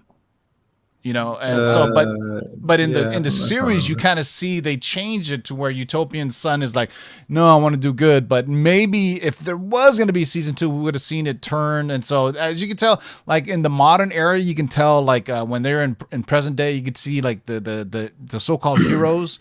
they were a bit more gray, right? They were a bit more like, you know, we can hurt people. Whereas Utopian came from this whole idea of, oh, we need to be upright. You know, we need to be basically Superman, right? We need to be the big Boy Scout in the block. But, you know, but yeah, so read the comics. I implore you. I think you're right, Tiva. The comics are really good. The graphic novel is really, really good. And the one problem I had with that show was that you could tell that it was a show that suffered from mass reshoots, and you could also tell that it lost its showrunner halfway through. Like Stephen DeKnight left. Yeah, Stephen DeKnight. That's right. Yeah.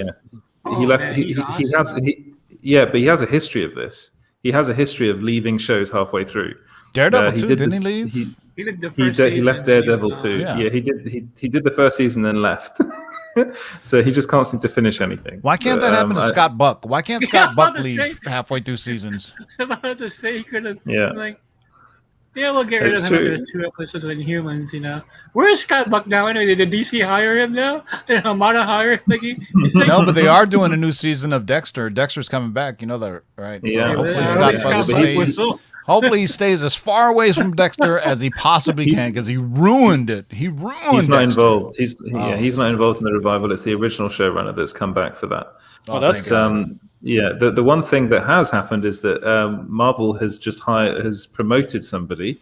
They promoted Brad Winderbaum, and he's now head of all streaming and television stuff over at Disney Plus, basically, and animation. And animation. And what a lot of people would. Hey, we're not going to go into anything that's going to be in the video tomorrow, are you? No. Yes, we are. But no, we're not. But what I wanted to know from you guys was, first off, do you think this is bad news for Kevin Feige, which a lot of people are talking about, and what do you think this means for the future of the Marvel TV shows? But first, we just got another subscriber. Pew, pew, pew, pew, pew, pew, pew, pew, pew.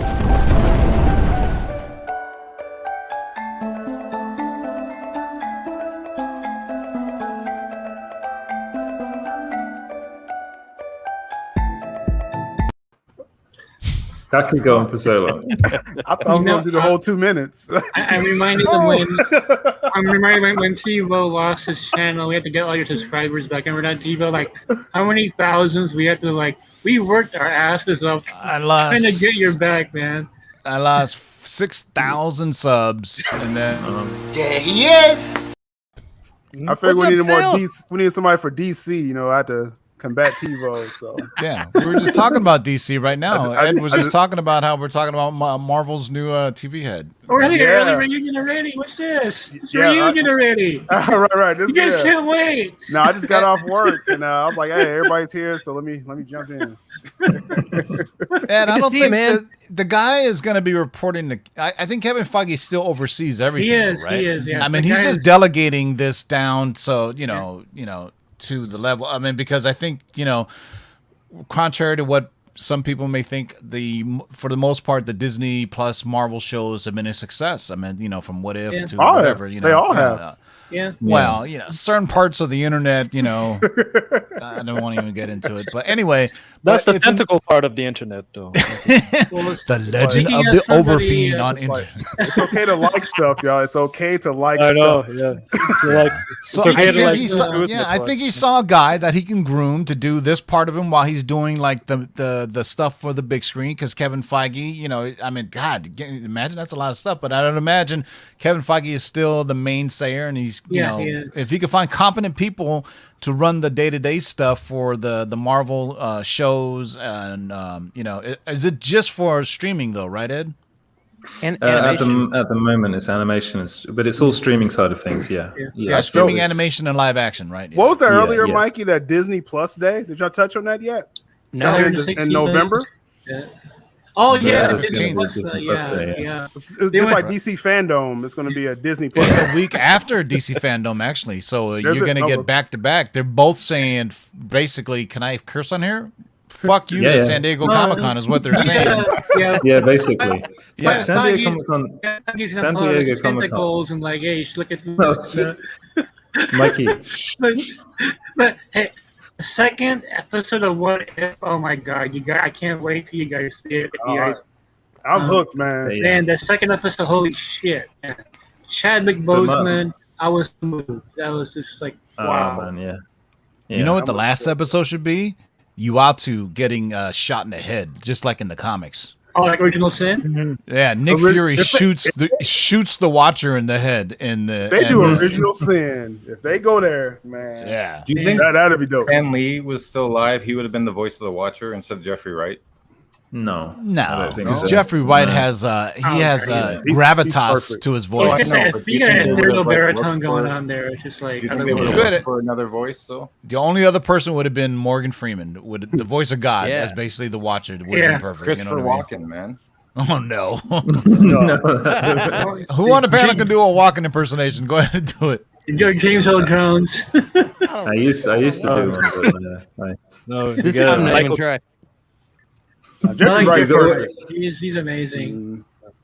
But one of the things I did think when I was watching the first episode of What If, I actually thought I'm enjoying this more than I enjoyed Captain America: The First Avenger. Shut your whore mouth. Yeah, I actually did. I really That's did. one of my favorite MCU films, directed by the great Louis Joe Leterrier. Johnston. Yeah, who did Joe Rocket? Johnston. Who also directed Rocketeer. One of the. He's great. He's for ILM too. You also got to remember that there's a Star Wars in the works for Kevin Feige. See, you got to oversee a cinematic universe and Star Wars and the animation. And for what I understand, they started a whole side studio for. You got to create a variant of Feige, but by now, you just so much stuff going on. And send him to DC. There you go. Dare I invoke the Clone Saga and we clone Kevin Feige? Exactly. Have him run all this geek stuff. So, what There's do you something guys sinister think about that. of, I'm pretty sure he's planning it out already. The news that came out earlier today that Kevin Feige turned down a What If story with Captain Hydra, and it's looking like he turned it down because he wants to do the same story in live action. Whoa. Because there's another what if with Loki that he turned down because they used it in Loki. Yeah, and I do believe that was from the comic storyline that came out like 2 or 3 years ago, where it was like Captain America thought he had been a Hydra agent this entire time. I think it was, what was it called, Empire or something along those lines. It was like Invasion, right? Secret Invasion. Yeah, one of those lines where he thought he was a Hydra agent, but you know, it was a way to flip the character because he's kind of like Superman. Captain America, Superman had kind of been the same for such a long time. You know, this kind of good force, good guys, never, you know, would never. That was a popular run too when he did the Hell Hydra. Well, it also caused a lot of, you know, controversy with certain parts of the internet too. But there's always going to be Twitter. You know what Twitter in Latin means? Divisive. That's what it means. That's what Twitter means in Latin. Yeah. So. Do you think we'll get Marvel will pull us down if we show that supposed leak of Moon Knight? Yes. No, because they haven't pulled mine down yet. I posted it. And I even left the property of Marvel on it. I'm extra, safe I think now though. They don't go after social media with those pictures because it's when it's a website like ours. We got a cease and desist for the Flash. I framed it. It was so funny. Like, yay, we got one, Jake. We got one. That's Mikey, how I got out of my strike. Mikey, the minute I saw that you actually took the images and posted them on your website, I was like, yeah, that's going to happen to you. You should do the smart thing and just go on Twitter see anyone. Otherwise you get. That was on purpose. Put it this way: it got Moon Knight trending on Twitter, so it I'll worked. I'll bring up the leak. If they leaked it on purpose or not, it worked. Is that Moon Knight? Wow, one of the worst movies ever. Is that a Sarlacc? What the fuck is it? None of Mario the Brothers. A Sleesack. God, there's. Okay, I was getting Overfiend thoughts. Legend of the Overfiend Part 2. Legend of the Overfiend Part 2. It's all about family. Family. But what did you guys make should have never had me on here. That was a terrible fight. Leak. The leak. The leak. The Moonlight leak. They show that they're not filming yet, right? Great. I mean, I think that the Moon Knight is an unofficial leak that they gave to certain social media people, and it's like, hey, spread this out because you know it created a buzz. I mean, look, everybody's talking about it. Like, it's trending on Twitter right now. So they're all the prices that Werewolf by Night 32, right? So they go, Oh, that's Beyond- already beyond the been pale that's now. out of the that is already out of the atmosphere. That book is way expensive. But what's interesting is, people are asking, how do you make a white costume look cool? There it is. There it Make it look gray and dingy. I haven't like seen it's it been- yet. No. No, well, show him, James. Go ahead, James. Show him the picture. Yeah, I You're haven't not seen gonna it get either, taken so. down. Come on, James. You're not scared, James. Come on, James is James. terrified. Ah, Jesus. I can see it looking like Okay, David okay, Finch. All right. Tebow, like that kind of David Finch style in the dark, The kinda Definitely tattered- David Finch inspired. Yeah, Yeah. definitely David Finch inspired. Yeah. Mm. Is he actually gonna, James? Are you actually going to bring it up? Yeah. James, are you having problems getting it up? He said there he is. Said it like 10 minutes ago. I tell you, I get overheat thoughts now. I see that. Terrible. We And, gotta have an hashtag- overheat watch party all So over. here. WB has been copy striking people for just showing pictures. Is that accurate? Still that happened to you? Yeah, I showed the flying The set babies. pit, yes, Yeah, the leak The falling concept art. babies. Yeah, the But falling it was babies. but it was just a picture still. It wasn't a video or Yeah. anything, right? No, it wasn't How the a hell did video. their algorithms even catch that? Well, Unless they were somebody striking reported people you. on Twitter. Yeah, I think it was reported. But what got me out of it, because they was like, I can't live stream for like 2 weeks, and I was like, oh man, like Mikey's gonna fire me. But then when From your own YouTube channel? I actually challenged it, and I said, well, I got it from this. You're fired. And the website got striked, but they let me stream. So. I got a story to share. Did they remove the strike, or you still have that strike? It's let's see, it's there, but they allowed me to it was almost like a slap on the wrist strike instead of we shut everything down strike. So you have like what, 2 strikes left? Like Yeah, I two, still yeah. have technically, if I don't mess up for like another month, then they'll just drop off. It's like you were a minor, probation. but if you're a minor, Yeah. but if you wait 3 years, it'll fall off your record. You'll Right, be all right, right. it'll fall off my record, right? There you go. Yeah, I So got a it's all story. good. I got a story to share about WB. So when I reviewed the Suicide Squad, some website, which I won't mention any names, okay? Some website, and Sil and Tebow were finding this very ironic and amusing. Some website called me a Snyder cultist, and my review of Suicide Squad is therefore suspect. Okay, like me. You know, Mikey, just say You- yes and own it. Just blame the black guy. Say the black guy blame it on told Sil. me. Sil's fault, man. What does the website start with? Give us the first letter. You'll know it right away if I say it. Is it the one that steals all the scoops? Is it? There's with just- W. I Starts just with want to W. say it sounds like a lot of the new Stoic, indie comic book titles right now with long titles. Wait, does it? It doesn't sound like Doom Block. Something is killing the children.com. Or enormous. It has a long name. flipping- Enormous. You'll know fun it. enormous wizard. flipping machine, something like that. You're like, oh, we got this coming, kind of like that, you know? Yeah. Oh, wow. Giant freaking cockbot. You got it coming. You should have just said so. It's coming all the No, time. so? Is it? I find it amusing. It's just like hilarious. Me of all people. Of all sites, though, to say that. Yeah, I know, right? You know how much money you got? Snyder to make cultist. It's that black guy's fault. Just play the black guy. I need to email He Sean. got him into the cult. That's how I get out of everything. I should email Sean and be like, what the hell? Sorry, this one. Do they wear a dumb mask and talk shit? Oh God! No, that's the other idiot. Oh my god. Oh yeah. Oh yeah. According to my sources, I saw him with his mask off. He needs to keep it back on. You know what I'm saying? That's really messed up. He's got a face for blogging. Does he worry what he's doing it? You know, like I have a weird thought like in my head, like. I like that comment by Kaz Axe right there. Dumberto. I invited him Is to it the Dumberto? show. I invited him to get updated on DC, and like he didn't show up though. Yeah. Oh, Too wow. bad. Dumberto. That will never happen. They actually blocked me. Dumberto Gonzalez's website, Heroic They blocked Hollywood. you? Oh, Yeah, they blocked me. They actually hired me as work for the rap now. they hired me as an intern about Mikey, I told you this Yeah, 2-3 years ago, right? And I go, I'll write for you guys. I submit an article. I say, hey, we'll hire you as an intern. I go, how much I get paid? They go, it's an intern. You don't get paid for how long? I go, like 6 months. Forever. And I go, what do you want me to do? Cover these stories here. I was like, are these you guys' scoops? I go, no, we're just covering other people's stories. I'm like, well, I have my own sources, Mikey Sutton. And they're like, no, I'm going to do this. And after 1 week, I'm like, I'm out. Forget you guys. And then they blocked me on Instagram. Yeah, it's like, oh yeah. We're gonna put on some suits and do a video on top of a building, right, Tivo? Yeah. So what's funny is Umberto went to the rap, but Heroic Hollywood is still his site, but it's absolute This is dribble. what I was wondering. How does Umberto Gonzalez go to the rap considered to be an actual trade, Hollywood trade?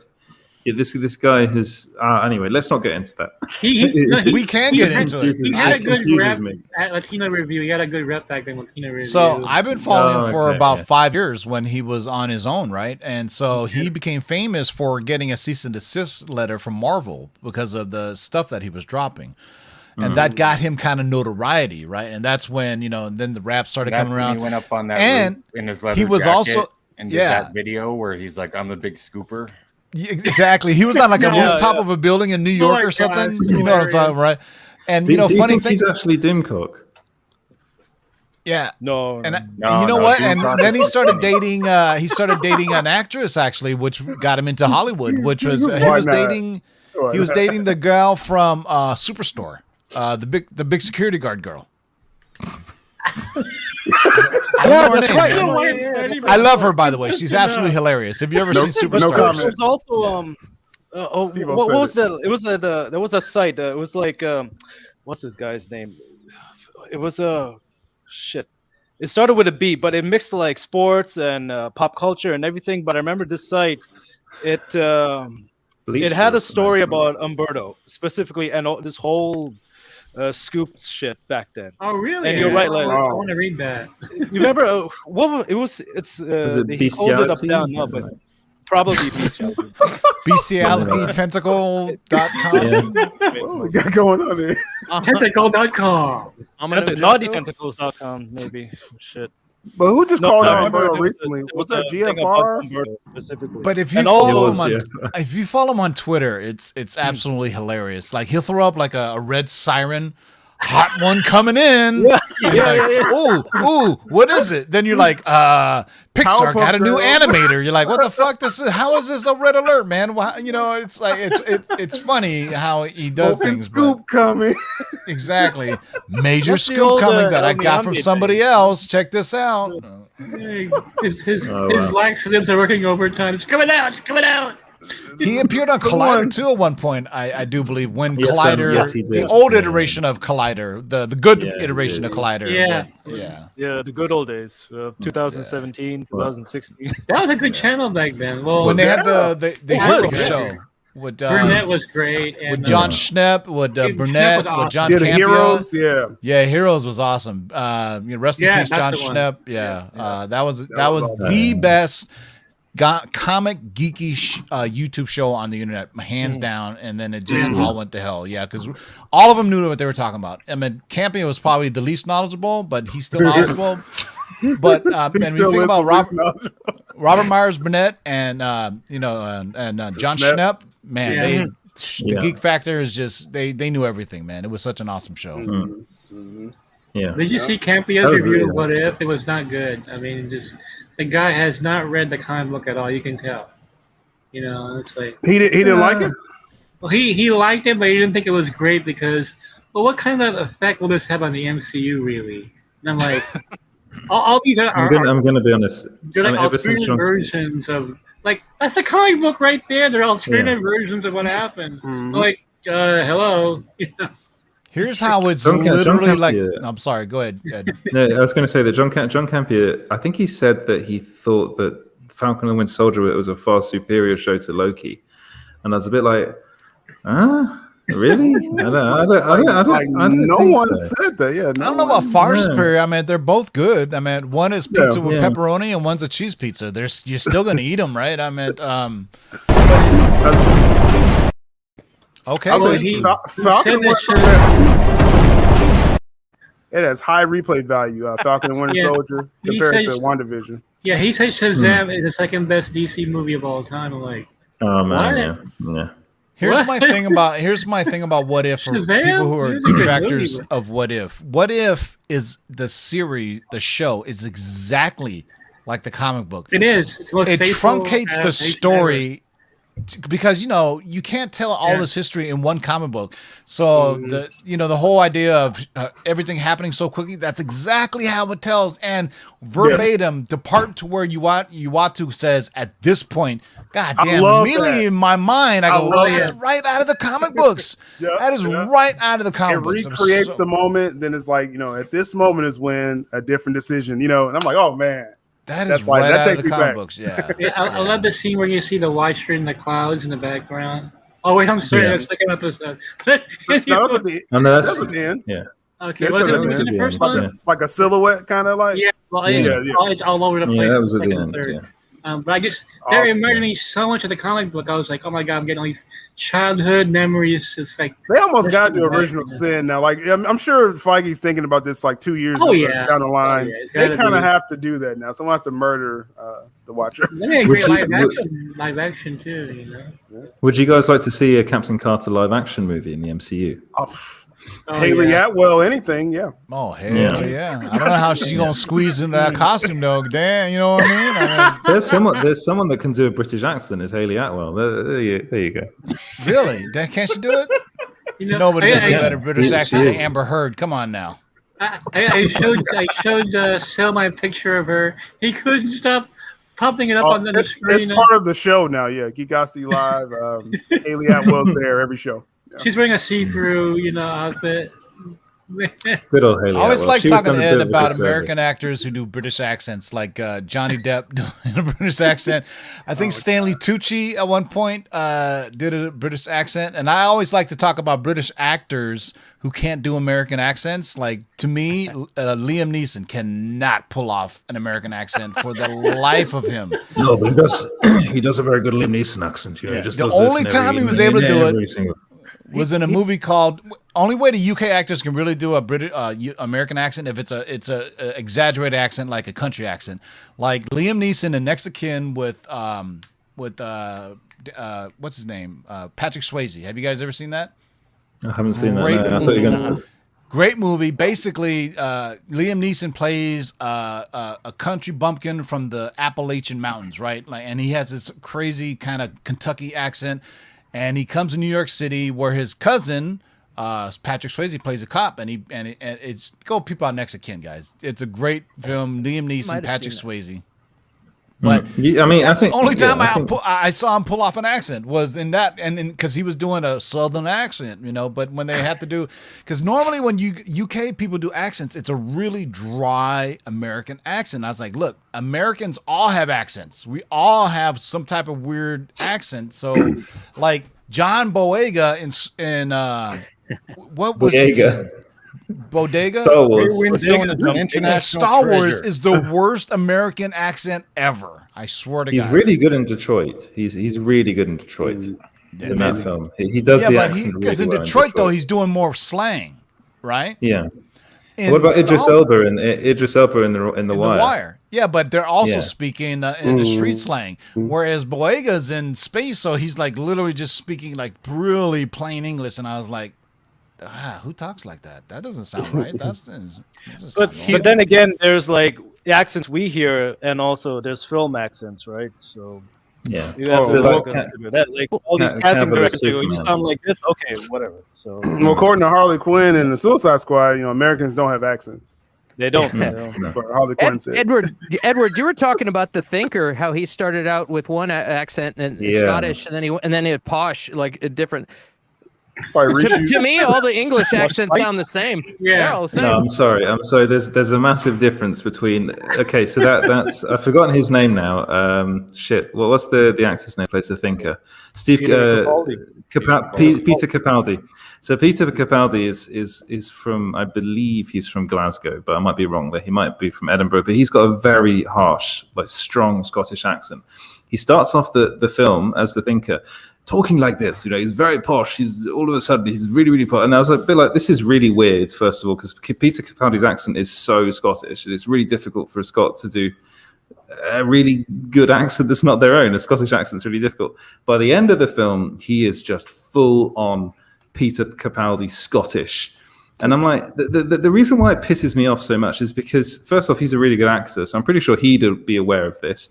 But also, you have people on set that are specifically there to make sure their voice, they're especially with these big blockbuster movies, there will be people checking the accents, making sure that they're speaking correctly. So what the hell happens? Well, it depends. Continuity is like depends if they continuity people. Have you ever heard James McAvoy speak in his native Scottish tongue? Yeah, he speaks like a Scot. Holy cow! It is hardcore. It is hardcore. Yeah. So he changes up to it, just like if Michael Caine. Not all Brits sound the same. Michael Caine has a really hardcore Cockney accent. It's for different parts of Liverpool, they speak differently too. There's a part. James? What's that English accent where everything sounds like a question? I speak and everything sounds like a question when I speak. Are you asking James? Edward, actually, I'm sorry. No, there's an English accent. What everything's when they say it sounds like a question. Make the Queen's English. Talking because he doesn't respect me. He just keeps talking over me. I'm sorry. Who was that? I don't even know what that was James. That was James. Knock it off, you two. This is a live stream. I met Hugh Laurie. That was jarring. That was really jarring. Hugh Laurie's I really missed the confused looks on Sil, and then he burst out into laughter. It's just so jarring. Like just. Hugh Laurie has a very good American accent. Yeah, I was just thinking. Yeah, the guy that played the House, guy, Dr. right? House. I met him one time on the roof of the CBS building in Burbank, and I went up to the roof and to clear my head, and I'm like, look over, and Hugh Laurie is there, and I'm like, hey man, and my voice cracked like that too, and he was super cool, but he started talking, and all of a sudden I was like, wait, what? I didn't even know he had a British accent. It completely blew my mind. It reminds me of when I met Tom Holland, and I'm like, that's right, you're British. I mean, like a really thick English accent just kind of threw me off. I was like, whoa. It's like Mel Gibson. Mel Gibson used to have a hardcore Australian accent to the point. He did, yeah. Where I do believe Mad Max, the entire movie was dubbed in this really weird English, American English. So I don't believe if Mad Max, that's not Mel Gibson's voice in that film because they didn't want anybody with accents in it. Hercules. Yeah, there is a version of it with his real accent, but I've never seen the original version with his real. On Amazon Prime, they have Hercules Goes to New York, and it's with Arnie's real accent. But on YouTube, you can get Hercules New York, and it's got the original dub that they released in like '67 or something. Only you know that.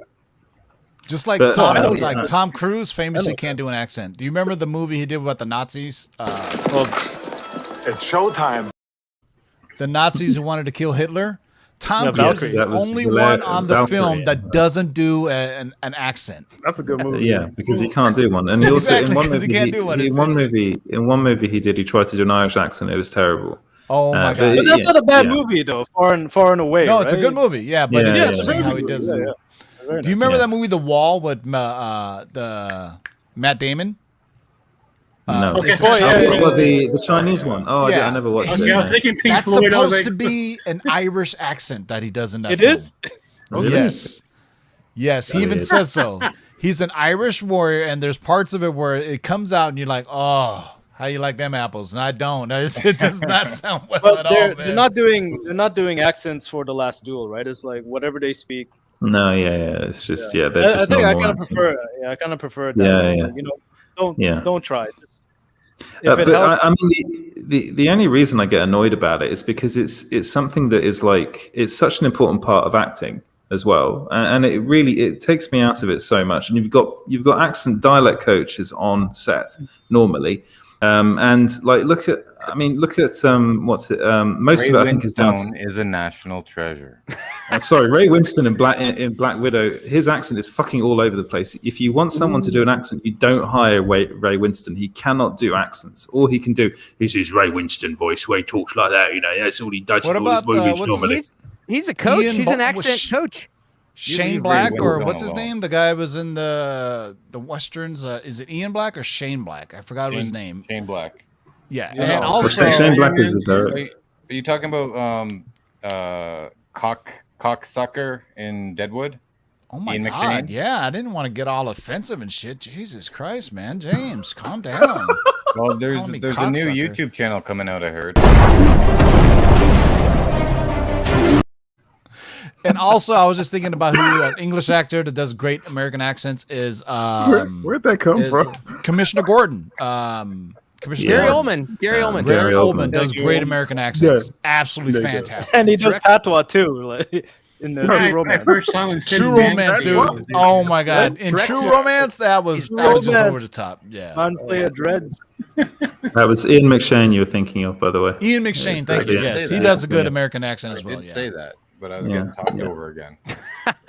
I was telling Ed to stop talking over you, James. It happens all the time. It's like Ed's show. What the hell? Well, I think what we're going to do is, because we've hit the 2-hour mark, After and on that that clip, bombshell, after that clip, I think what it's time to do. I think we got to end the show. So soon? Yeah, people need to go, places need to eat, and I need to go to bed. What time is it in Italy right now? It's 2:00 in the morning. Oh, that's it. It's Friday or Saturday. Over you. All right, I gotta go too. I'm hungry, man. Yeah. Right. Well, thank you so much, everyone. It's been a while. Hey, thank you for inviting me to the Super Team Megaforce reunion, guys. This was a blast. Yay. All right, Tivo. Just a warm up. Tivo, where can we find you? Right here in my house, man. What the fuck? All right, Mike. Oh no, you you can find me on Lords of the Long Box on YouTube, Instagram, Twitter. Don't look for Lords of the Long Box on Reddit. There's nothing but bad shit about me on there. Oh my God, Reddit. Yeah, you can find me on Twitter, YouTube, Instagram, Lords of the Long Box. I rock every Tuesdays and Thursdays, man, and Sunday with Mikey Sutton. Hopefully this Sunday. Yeah. All right, Mikey, where we find you? Oh, GeekGossipMag.com. 1 year anniversary is August 21st. We're going to have a formal reunion of the Super Team Megaforce, or the Scat Team Megaforce, as we are today. Oh, God. Make sure you subscribe. Make sure you subscribe. We're going to be bumming a lot that day on the site. Sil and I will have an anniversary show that day before we head over and bug Ed. Just like this, but just Really earlier for Ed. So tomorrow I'll be on the Geek Streets, the Dirty Boulevard with Sil. We're going to go MCU in DC. On Sunday, I'm going to be on Lords of the Long Box. We're going to do a Echo and Falcon the Winter Soldier long-term speculation list. Okay. I got still those scoops from TiVo. And we're going to do leathers for the long box. And wherever else I may be during the week. So, Ed, great being here. Great If he seeing you doesn't again, melt. buddy. Okay, Steve, where can we find you? You can find me in the Ayer cut of Suicide Squad. Hashtag release the Ayer cut. Release the Ayer cut. I think it's trending. Ayer cut pictures coming out today. What's up with that? I'm seeing these Ayer cut photos. Yes. Today, 13th of August was the day. Oh, okay, that's why. 9 a.m. Trending event. Yeah. 11 a.m. Eastern. It's working. 264,000 now. Wow. Really? So it's awesome. Yeah. All right, Sil, where can we find you? Yeah, it's like Mikey said, tomorrow's Geek Streets. That's our weekend wrap up. But whatever is like hot in geek culture right now, it's a calm show, no scoops, just hot jazz, relaxing. Right now, I think we'll do some Titans tomorrow too, Mikey. I think we'll talk about some Titans. Yeah, I saw episode 2 last night. The Titan show is pretty hot. I'm loving it.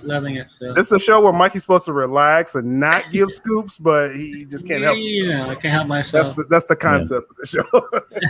Well, as long as he comes onto your show and doesn't talk about shitting on people, then that'll be all right. That never happens. Yeah, that's Turbo's fault.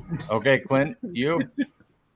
You can find me on Twitter as the OG Clint Baker Ooh, or handsome. Look at youtube.com/Clint Baker channel. Dude, Yeah. it's just like Riker right there, man. And that's the verse of bourbon talk spitting image. on my channel. Anytime you hear bourbon talk, that's Clint.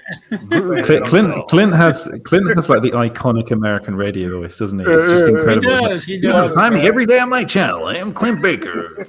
Whoa, was that Coming to you on YouTube. Hey, Edward with an American it's accent. Hey, that was pretty good. Candy on the center stage. Coming to the stage, Jasmine. That's a Pull out your dollars, folks. Sunday. Sunday. Hey, that's pretty good. You can find me at Small Screen Co and EJ Lauder on Twitter. And don't go on Reddit because it's all shit about Small Screen on there as well. It's like a Trident commercial. We probably all had that in common anyway. I tried it. You need like a teeth. You need like a teeth to teeth. It's Mentos. Mentos the fresh maker. Mentos. Hey, James, where can we find you? You can find me at F42.com and Geekossi and Small Screen. That's it? That's it. Yeah. That's it. That's it. Hour man. Is that Hour man? Okay. Thanks for watching, guys. See you later. Mentos. All right. Well, Peace out, everybody. Welcome to Small Screen After Dark. When Edward's gone to bed. Oh, you. Edward left. It's a show over yet. Oh, Edward's like, you guys aren't going to run the asylum. I can't get up with that Hour man show. You guys busted me up. Let me ask you a question. Why is a character named Hour Just Man one have question. a 2-hour movie? The fuck is he going to do for that other hour? Hour Man. Hey, The first awesome, hour the first hour is is like the origin story, isn't it? So then that's how they'll do it. So it'll be like 1 hour origin story. It's like Kill Bill. All right. Hour Man Part 2 is the second half. So it's an hour the for whole each the whole film. The whole film will go in like half speed. So it'll actually be an hour, but just really slow. That's how Hamada would do it. They should have done like a 8-episode season where every other episode he uses his power, since it's 1 hour episodes. That's a good idea. That's a good idea. That would We work. just do the 24 idea, right? Just do it like 24. Okay, Yeah. and our Patreon is patreon.com/smallscreenco. Thank you to our patrons. We really appreciate Thank it. you to all of you. Yes. Thank you Thank to you, Kat. Patron. Kazakhs. Danzig 1979. Sean Soundtracks. Bobby. Imagine like Boring. at the moment we don't have that many, so it's good. But if we have more than 10, that's going to get horrible. Having to do that every show. Dude, I want the Edgar Winter Group one. That was dope. Right? The most talented sounds albino amazing. ever, man. Come on now. We need 5 more subs to get to 900. Come on. Mikey, that would be 500 on the guys. Lords of the Boombox show where we talk about the Edgar Winter Group. There you go. There you go. Albino Right, guys. musicians. Frankenstein. Pew, pew, pew, pew, pew, pew, pew, pew, pew.